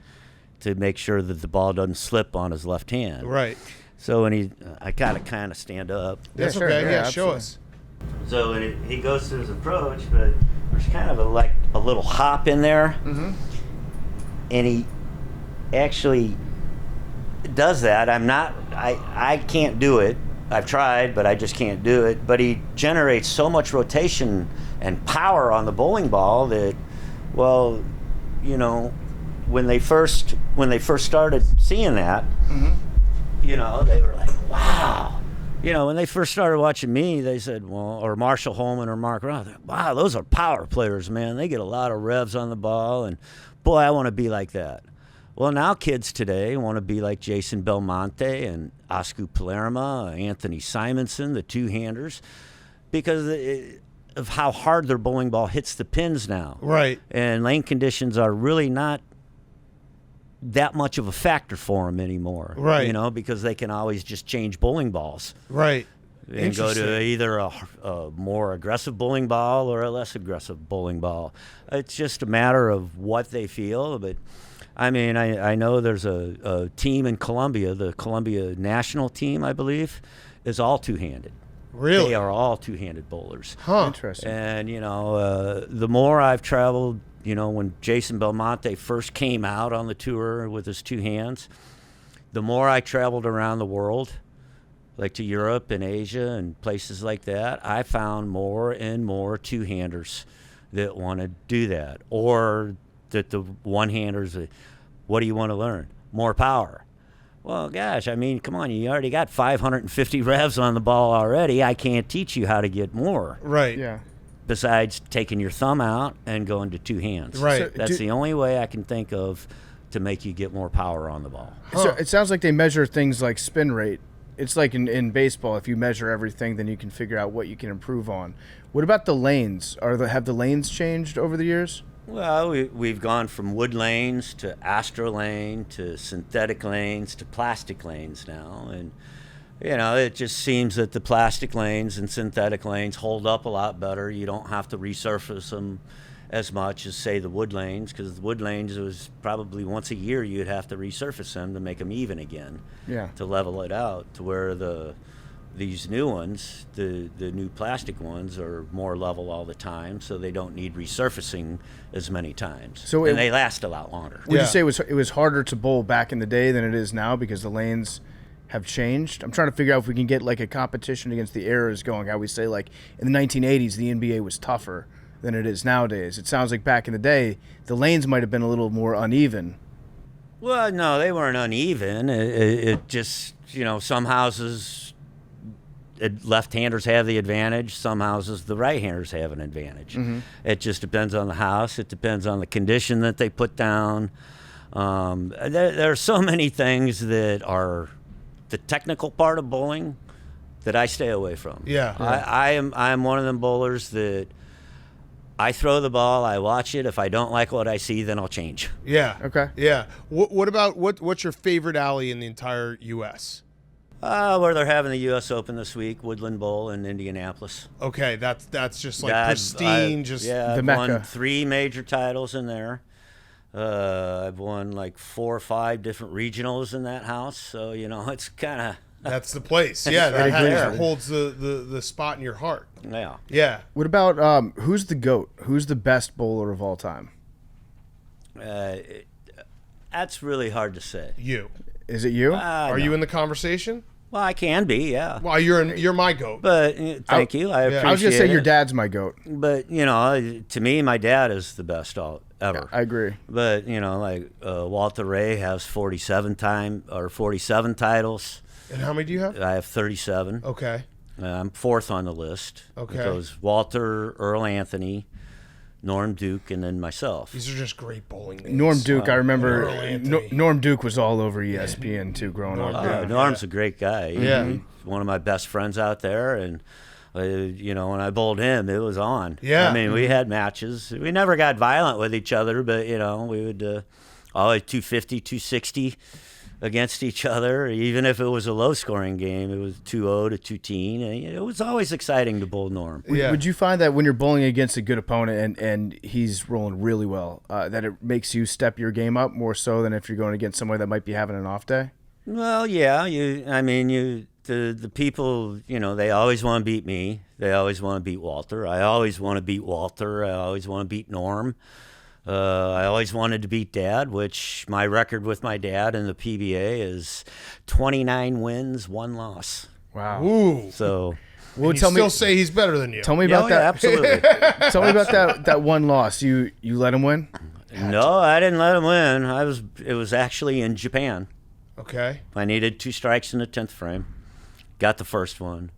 I left the 8-10 on the second one, and I didn't know whether to laugh or cry. Yeah. Because I just don't leave 8-10s like that. Yeah. And No, you don't. and it wound up Dad winning. Yeah. So, you know, that was the one win that he shouldn't have got. Was he just in your face about it afterwards? Was he celebrating, or was he very gracious that he finally got Oh, one? no, Dad was always very gracious. He never got in anybody's face or let them know about it. He was always very gracious. It must be nice though to beat your son, to get that one win against your son though. Just remind yourself you still got it. Yeah. He probably should have 2, but the one time he needed a strike, actually he did throw the strike and the 8-pin hit the ball and stood back up on the No lane. way. Yeah, and that was in St. Louis in front of my mother. Oh no. And it was like, oh, Did they have review, like replay, instant replay in bowling? Like that No. pin was down by contact. no. If it pops back up, it If counts. it pops back up, it's. Counts. What about how many 7-10 splits have you hit? I think I've made 5. And that's the hardest shot in bowling. Well, no, it's no just question. luck. Yeah. That's just Really? luck. It's yeah, not skill? There's no set way to pick it. You just throw it one pin and hope it bounces out and hits the other one. That's got to be an incredible feeling too when you hit Sometimes, that. you know, the first one I made was like, oh my God, I can't believe I did that. Yeah.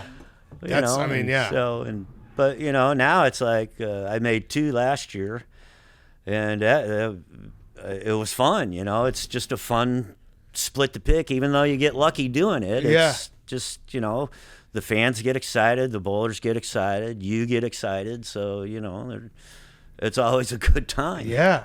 Yeah. Tell me a little bit about international bowling. You mentioned Colombian people. They're a national team. They do the two-handed thing. What other countries in the world are significant like bowling competitors to the United States? Just about every country. I mean, they have the Pan Am Games over in Asia, where all Asia, the U.S. goes. There's countries all over the world that go to like the Pan Am Games.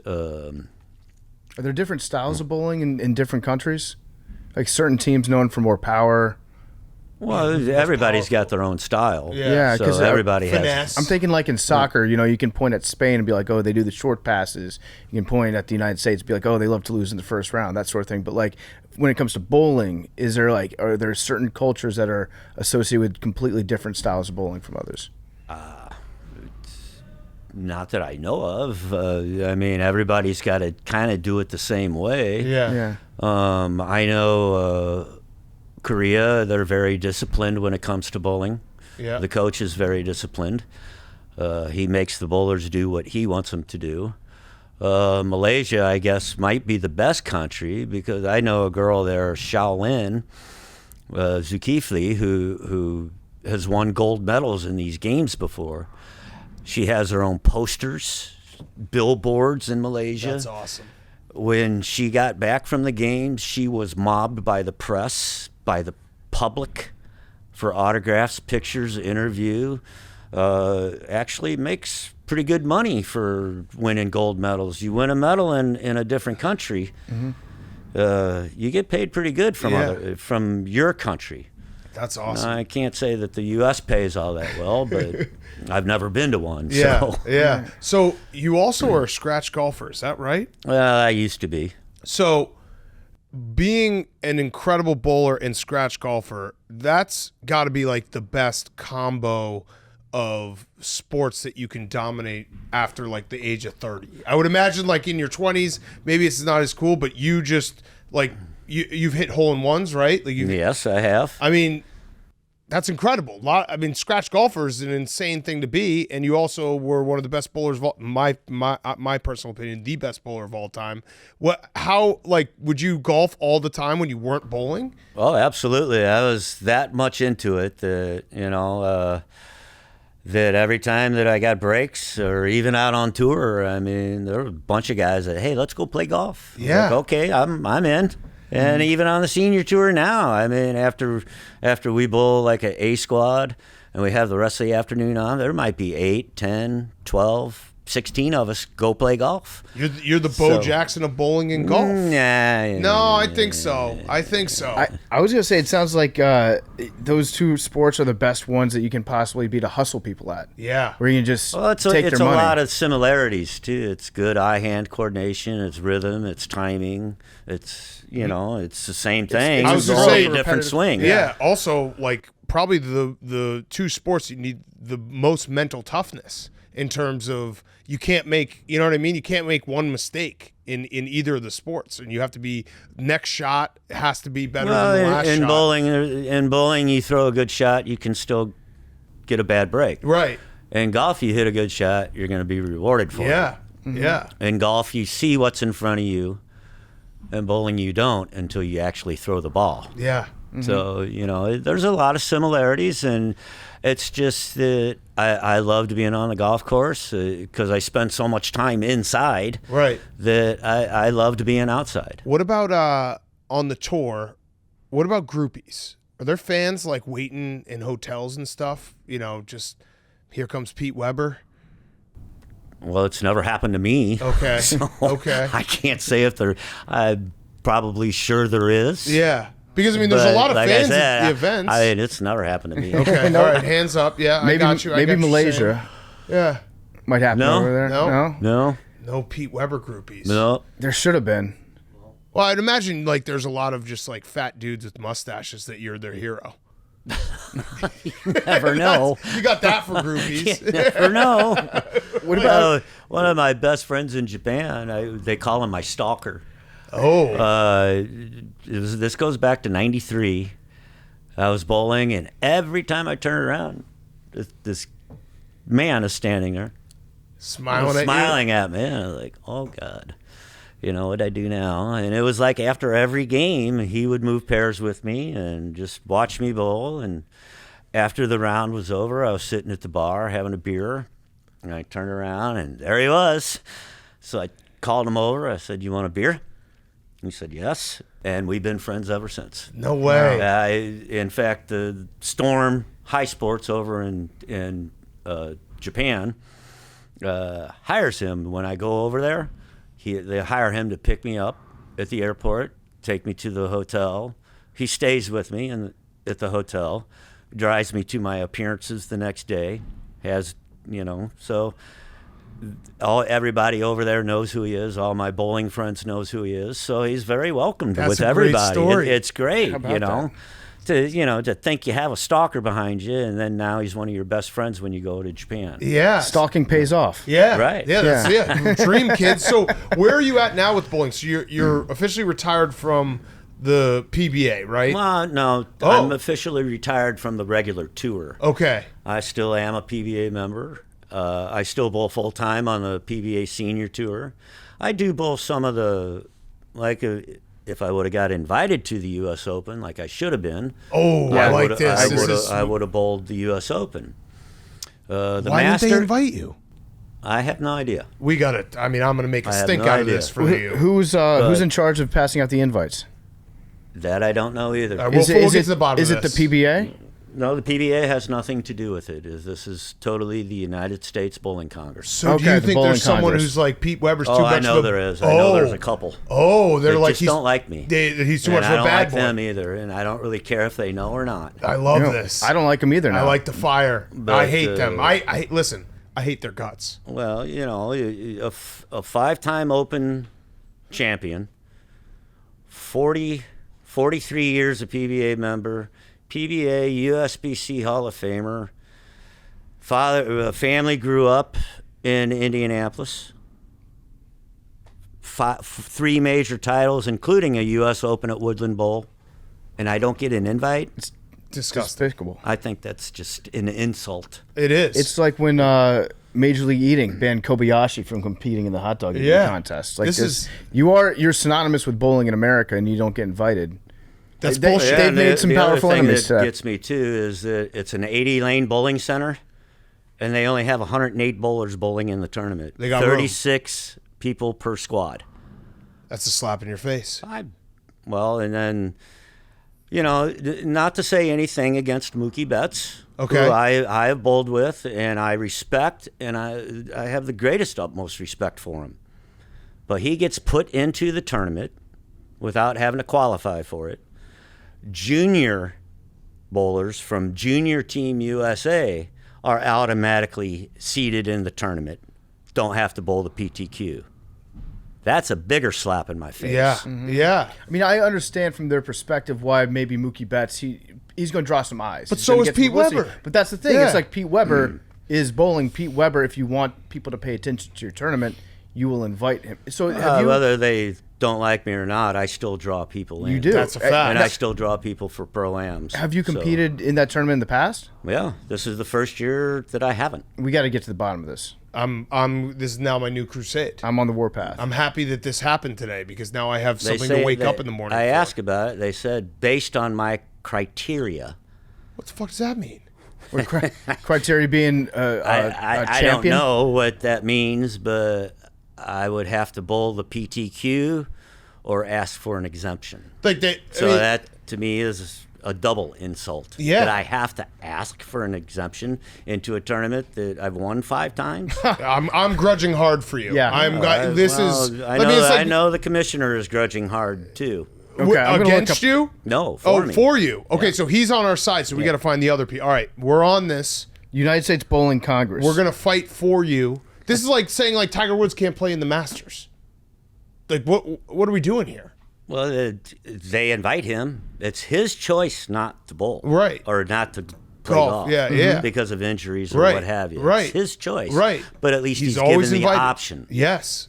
Former champions always get the invite. That should be how it always is. That's what I feel too. So are you bowling in like regular leagues as well? Because that would be fun. Do you like? yeah, I do. I bowl on Monday nights with my best friends and his 2 kids that I've known since they were 4 and 6 years old. And do you dominate? Oh yeah, I love it. That's great. you 'Cause know, they all know how to bowl. Yeah. and they all 190 to 210. That's cute. average, so that Yeah. they're respectable. But come on. But we have fun. It's. I thought when I first started bowling the league that the other guys in the league would have a problem, but I wound up knowing a lot of them, so nobody really had a problem, and it's actually a really fun league to bowl in. That's awesome. When it comes down to the 10th frame and I need a strike, yeah, I try. Yeah. But the frames before, I just put my hand in the ball and go. Yeah. I'm just there to have fun. Right. Yeah. And then I bowl a little more competitive league on Wednesday nights, to where it pays a lot better. You're paying more for your league, but it pays better, and it's just more competitive. So I kind of You dominate that too. no. Oh, Interesting. interesting. Oh no. Really? There's some good bowlers that are Oh going, yeah. you're going up against. Well, house bowlers. Yeah. It's a house that I really didn't grow up bowling in. I only bowled a few times, and I really haven't had very much success there either. Interesting. My first 2 nights of the Wednesday night league, I had like 595 and 598 Okay. for my 3 games of the league. Yeah. And then I started bringing some other stuff in, and now I was actually getting 25 pins a handicap. Oh. So okay. that was kind of neat. Yeah. But now I'm down to like 2, I think. I've got my average back up to where I'm down to like getting only 2 pins per game, and I'm trying to get that down to 0. Yeah. There we go. Yeah. Have you ever shown up to a bowling alley and just absolutely hustled somebody that doesn't know who you are? No. No one's ever. Does that happen at bowling alleys? Like it happens sometimes. I don't know, at a golf course or driving range to see who can hit the ball the furthest. Has anybody ever like just asked you, "Hey, you want to put some money on this next game?" Well, I've had people ask me to bowl for $10,000 a game, but to me that's like I've got nothing to prove. Yeah. And if they beat me, then they're a legend killer. True. So it's kind of a no-win situation for Right. me. Yeah. Guys used to come in to my dad's bowling center at home when I was like 13, 14. And they say, "Hey, anybody bowl action?" Dad would always, "Well, what do you want to bowl for?" "Well, we're not bowling you." And he said, "No, you ain't going to bowl me. But how much you want to bowl for?" And I said, 25. And he says, "All right, see that kid down there," which was me. "See that kid down there, he'll bowl you. And if he wins, you have to pay me and buy him a soda." Oh, hell yes. Well, they always wound up paying Dad. And always wound up buying me sodas. So That's awesome. Oh, man. All right, so I have one last question. This has been just so much fun. It's a Roback question, roback.com, promo code TAKE. I'm wearing the joggers right now, RHOBACK.com. Promo code TAKE, 20% off your first purchase. We'll get you some Roback gear because you're now a part of my team. I don't know if you've ever done any other podcasts, but Roback. well, I've done podcasts, Okay, love it. but by far this is the most fun. Yes, hell yes, hell yes. Roback.com. Go check it out. Promo code TAKE. All right, my last question. I just want you to say it again. I want you to say the quote again. That's really not a question. It's just, it's so iconic. You want the quote again? Yeah. Who do you think you are? I am. And Yes. don't forget it. Yes. I mean, it's just the best. Every time I watch that clip, Well, yeah, I get a smile on my face. I do these things. I don't know if you heard of them. They're called cameos. Yes, yes. Cameos. Well, I do them. And just about everyone I do is, can you do your quote, please? Yes, it's So, iconic. and I have no problem doing it. And I love your other quote. I think you said maybe a few years ago, where you're like, "Love me or hate me, you still Yeah. watched." And that's Love just me a or hate me, you're gonna watch just to see what I do. That's the best. That's the true mark of a bad boy. When it's like, you might despise me, but you ain't turning the channel. Yeah, how many people do you know that are going to change the channel just because they don't like somebody, but they want to see what they're going to do? Yeah. Plenty. Yes. Like back in tennis, John McEnroe. I hated watching tennis. Yeah. But when he was on, I watched because I'd like to see what he was going to do. Yeah. Has he ever reached out to you, or have you ever met him? No. I imagine you guys would have a lot to talk No. about. Yeah. Because he is the Pete Weber of tennis. Oh, well, yeah. No, I've never met him. I played golf on the Celebrity Golf Tour for a little while, and I got to meet some pretty neat people. Dwight Clark, Nice. Alfonso Ribeiro. Ooh, yeah. Johnny Bench. Yeah. I've met some pretty neat people. But Sunday had to be the best after Kansas City won the game. First thing Patrick Mahomes did was put a picture of me up in my quote Yes. in his tweet. Yes. Yeah, that was So incredible. that was one of the biggest honors I've ever had. That Yeah. is For him to do that. I should. It was for a me. bad job by us. We should have brought it up right away. That was Well, like. and we've reached out to him to see, if maybe we can meet or something. Maybe bowl sometime. Yeah. Hell yeah. Maybe bowl sometime. Lance. Are you a Chiefs fan? No, Oh, you're. it's Missouri. Come yeah, on. Yeah. Okay. So I'm you from St. Louis. Yeah. So you are. A I Chiefs used to be a Rams fan until they left. Okay. And then as soon as they left, I became a Kansas City fan. Pretty good run you guys have had Yeah. right now. I'd say you upgraded a little bit. You went from rooting for Chris Long to rooting for Patrick Mahomes. Yeah. Great job. That's Yeah. an upgrade. Major Huge. upgrade. Big upgrade. Yeah. Big, huge upgrade. Huge. All right. Well, Pete, this has been so much fun. And now we're going to go watch some bowling, and hopefully you're going to bowl a little. I very well could be. Okay. Okay. All right. Maybe throw a shot or two for you guys. Yeah. Oh, that'd be awesome. Yeah, that would be And by the way, what's this hot dog eating thing? Oh, you want a hot dog? Yeah, we get have you a a lot hot of hot dogs. So Well, I could probably use it. yeah, there we go. You look like you're But in I lean understand you shape. get 10 pins added onto your score. No, you get subtract from your score if you eat every hot dog. Well, it's kind of the So same. you go from 300, To eat a hot dog 290. to now 290. you only Yeah. have to. So hit the one 290. guy I heard's eating like 14 hot dogs, yeah, so he's down to 160. and he still can't get out of here. Uh-oh. Yeah. So we, yeah, you might not need, we good. need your help. We need your the help. magic. Yes, That's yes. not good. But thank you so much, Pete. You are a legend, and we appreciate Oh, it. thank you Thank you, guys. It's been a pleasure for me, too. Yes. Excellent. Pete Weber was brought to you by the Barstool Sports Book. We've got exclusives popping up for the Super Bowl. We're crunching the numbers. We've been making you guys some money, or at least trying to, for the most part. There are tons of ways to bet. You've got daily odds boosts, live in-game bets, move the line and teasers. They've got the Barstool exclusive picks and parlays from Big Cat, El Prez, and other personalities to follow or fade, and Parlay Plus to bet within same games or across sports. It's easy to navigate, easy to use, data and content to keep you informed, easy and secure registration. It's super simple, and they have more ways to deposit and withdraw. You can download today, create an account, $1,000 new player bonus. If your first bet loses, get up to $1,000 in bonus cash. How about that? I'm going to say that again because a lot of you probably heard, but you didn't listen. So listen this time. $1,000 new player bonus. If your first bet loses, get up to $1,000 in bonus cash. Must be 21 plus. Gambling problem? Call 1-800-GAMBLER. That's $1,000 new player bonus. How about that? Oh, Jake's going to the bathroom right when we start talking about bowling. He's good.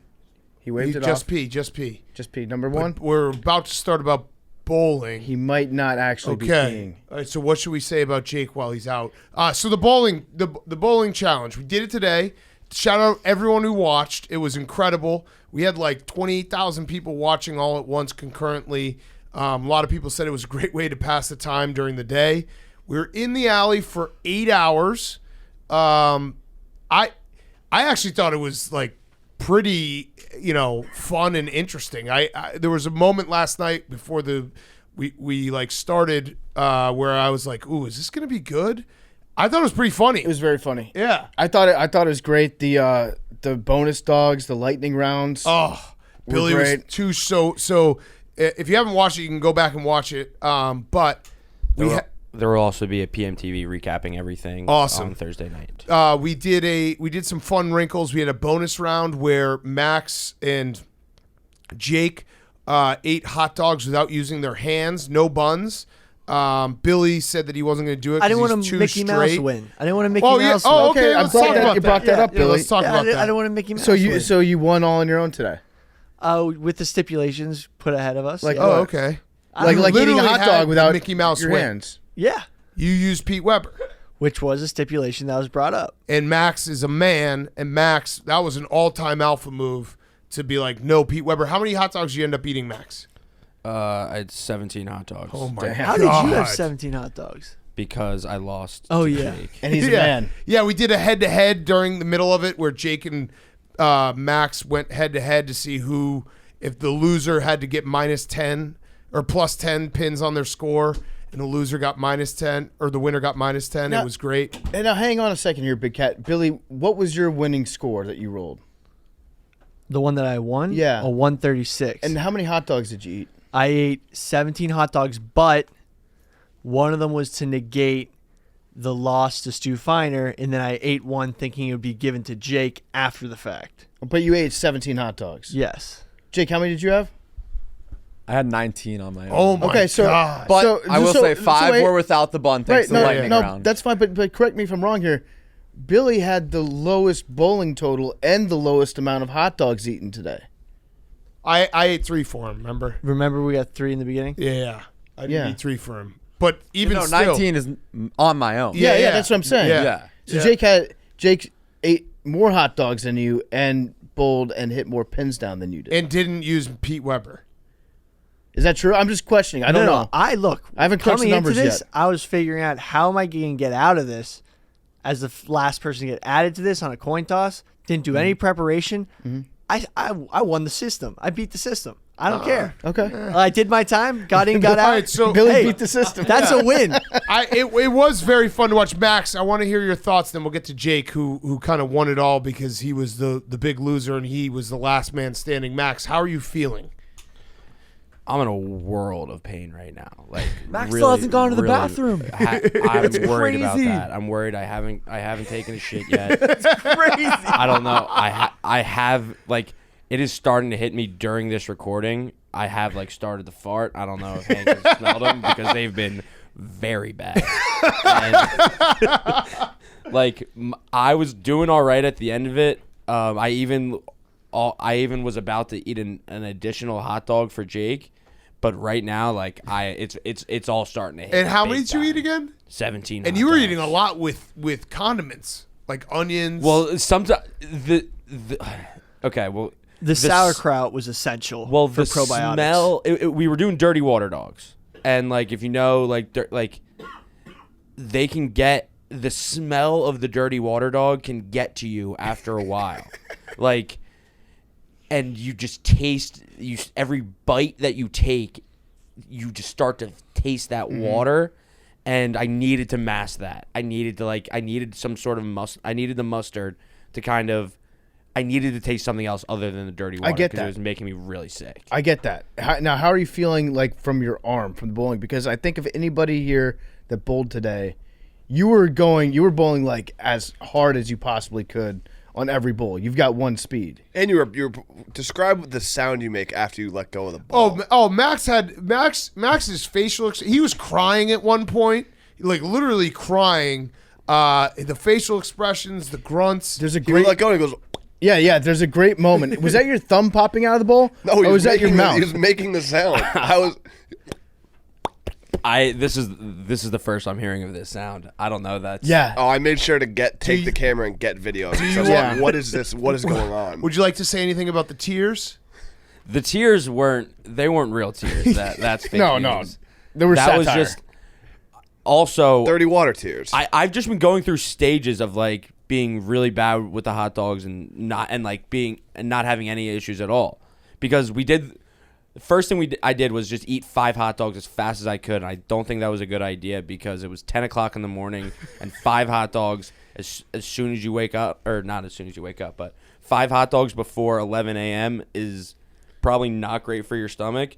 So when we were doing when we were doing the lightning round, I thought for sure I was gonna puke. The lightning round was so fucking funny. You guys just not using your hands, trying to slurp up raw dogs. God damn, saved was it me. fun. Yeah, it was a great lightning round. I've got the sound effect here from Max. Oh, God. I don't know if this is your thumb or your mouth or what it is.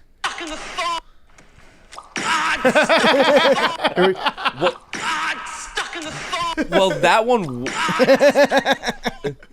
one actually was from my thumb. That was your thumb popping Yeah, out? that was my because you can hear it because that I think that was like actually was a no. crucial Everyone throw. felt every throw felt integral in whatever. Yeah. And that one it did get stuck in my thumb and it was a straight gutter and I don't know. It hurt, yeah. And now, Jake, you ended up with a 188 was your high score to get yourself out of it.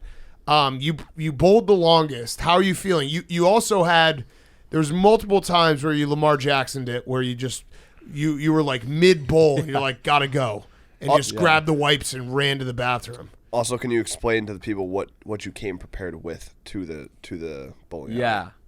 My whole list. I tweeted it out. Well, Jake's also doing this podcast with a heating pad. Yeah, on Oh, his this is shoulder. ice. This is ice. Yeah, he looks Oh, cool. he looks like a pitcher who's ready to go back in for a couple more innings. He's mid inning. You look like Ben Roethlisberger Yeah. on a practice field right now.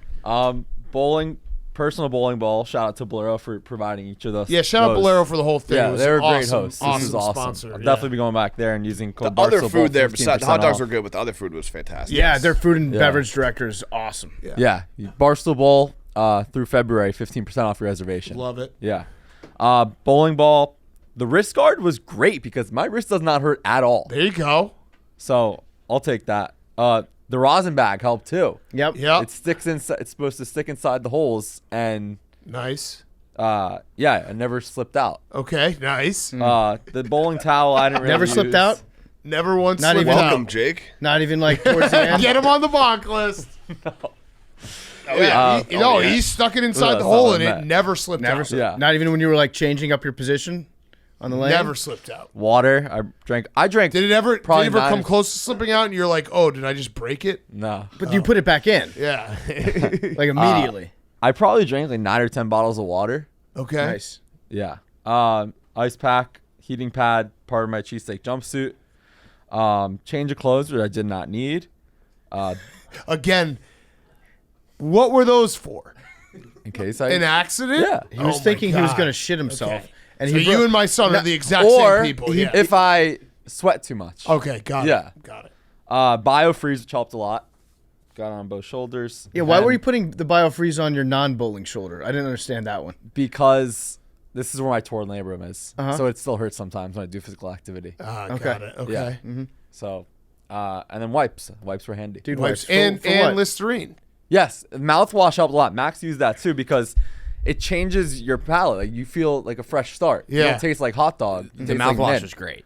Because what I was saying about I couldn't get that dirty water taste out of Yeah, my mouth, and the mouthwash helped. You just have a minty taste, and it was a good mental reset.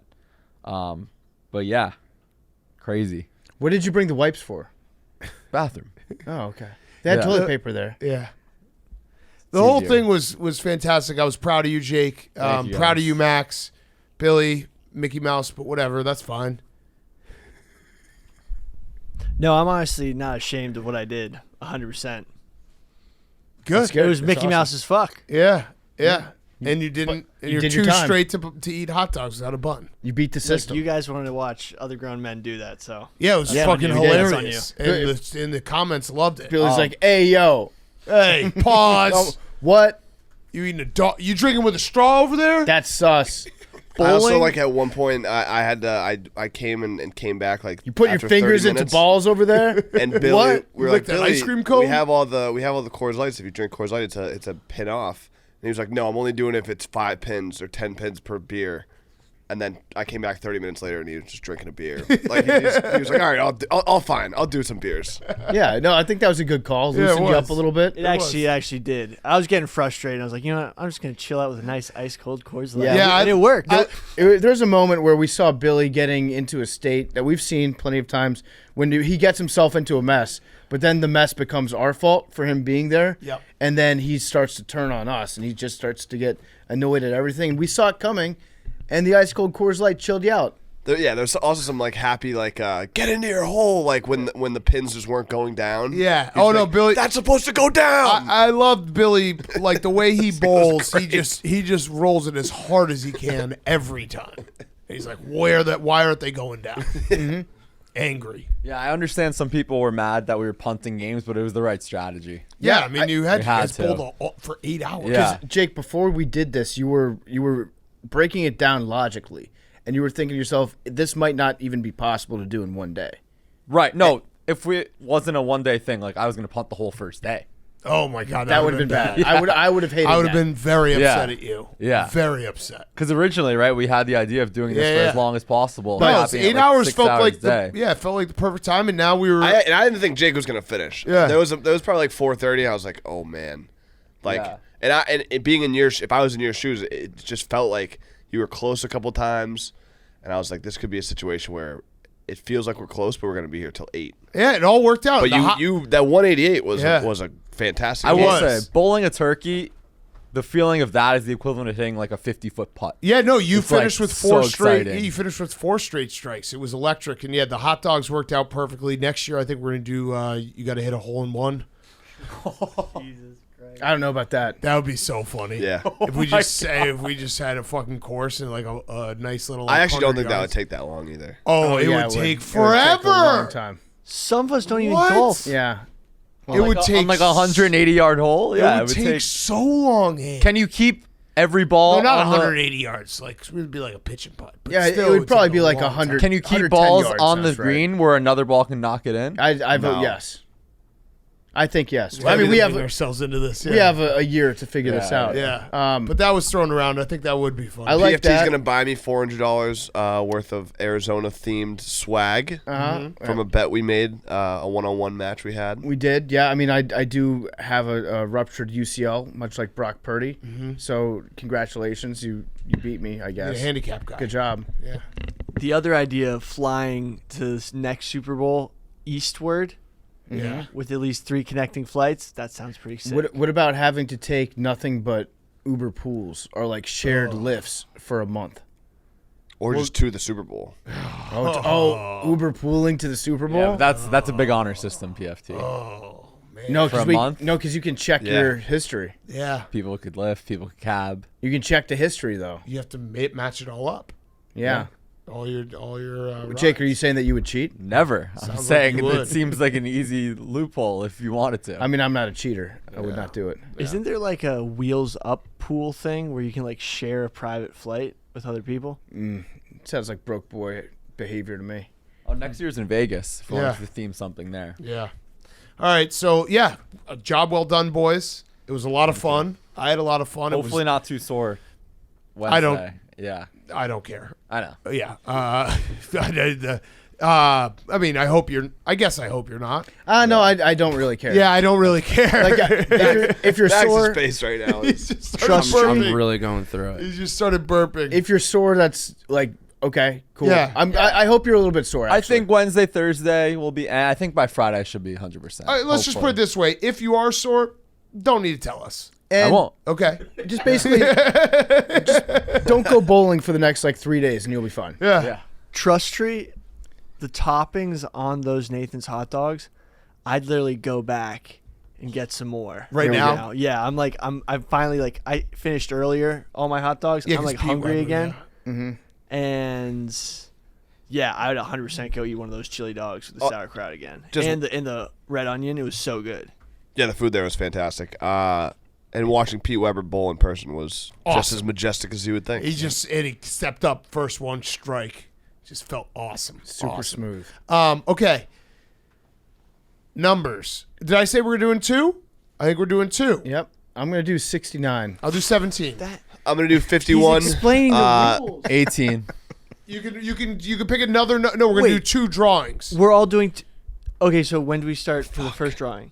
We already did. When? Oh, I'd like 17 both and my numbers 20. to be Nick. 69. No. Oh, you okay. can't do that. You know what? PFT. 18. It's your birthday? Yeah, I think so. Yeah, it's my birthday. I think so. 96. Yeah. My just I a think birthday so. treat for the birthday boy. Yeah, I think so. I'll take 96. 51. I both asked times. Stu is this is my number via Stu. 51. Have you ever gotten this? I have not ever gotten. Has this, Stu? no. I don't think so. 20 for Max. Come on, Stu. This is gonna be easy. Oh, by the way, I have Easy another. money. I have more money to put in the pot. Same. I have another 1,000. 70. Oh, fuck. One off. Okay, putting 70 back in, and we'll do one more number. I also will do Billy. 17 again. 20. What's that? That's the 6th time. Max is. This is 18 again for me. Hank, what are you seeding with more money? Oh, I didn't pay up for this week yet. Yeah, I gotta pay for this. I have not paid up. This is either. my second. This is it. Oh, okay. My final seed. Splashing it again.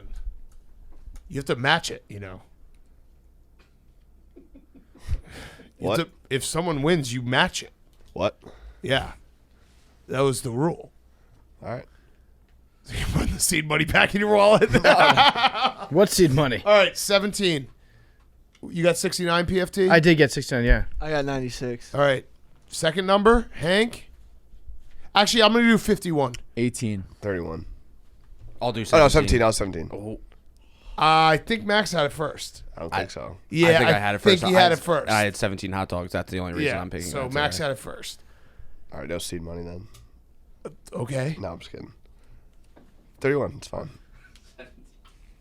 17 or 51 hit. Oh, my God. Or fucking 31 for the kid. 31 to 1 kid. 45. Dude, that Billy. hits all the time. You are never getting it. Billy, you should have picked that one. 45 would have given me that tax break. Yep. Tied for second place. 8 times. Wow, Hank, you're you're never getting it. Wait, so I have to match? Yeah. Love you guys.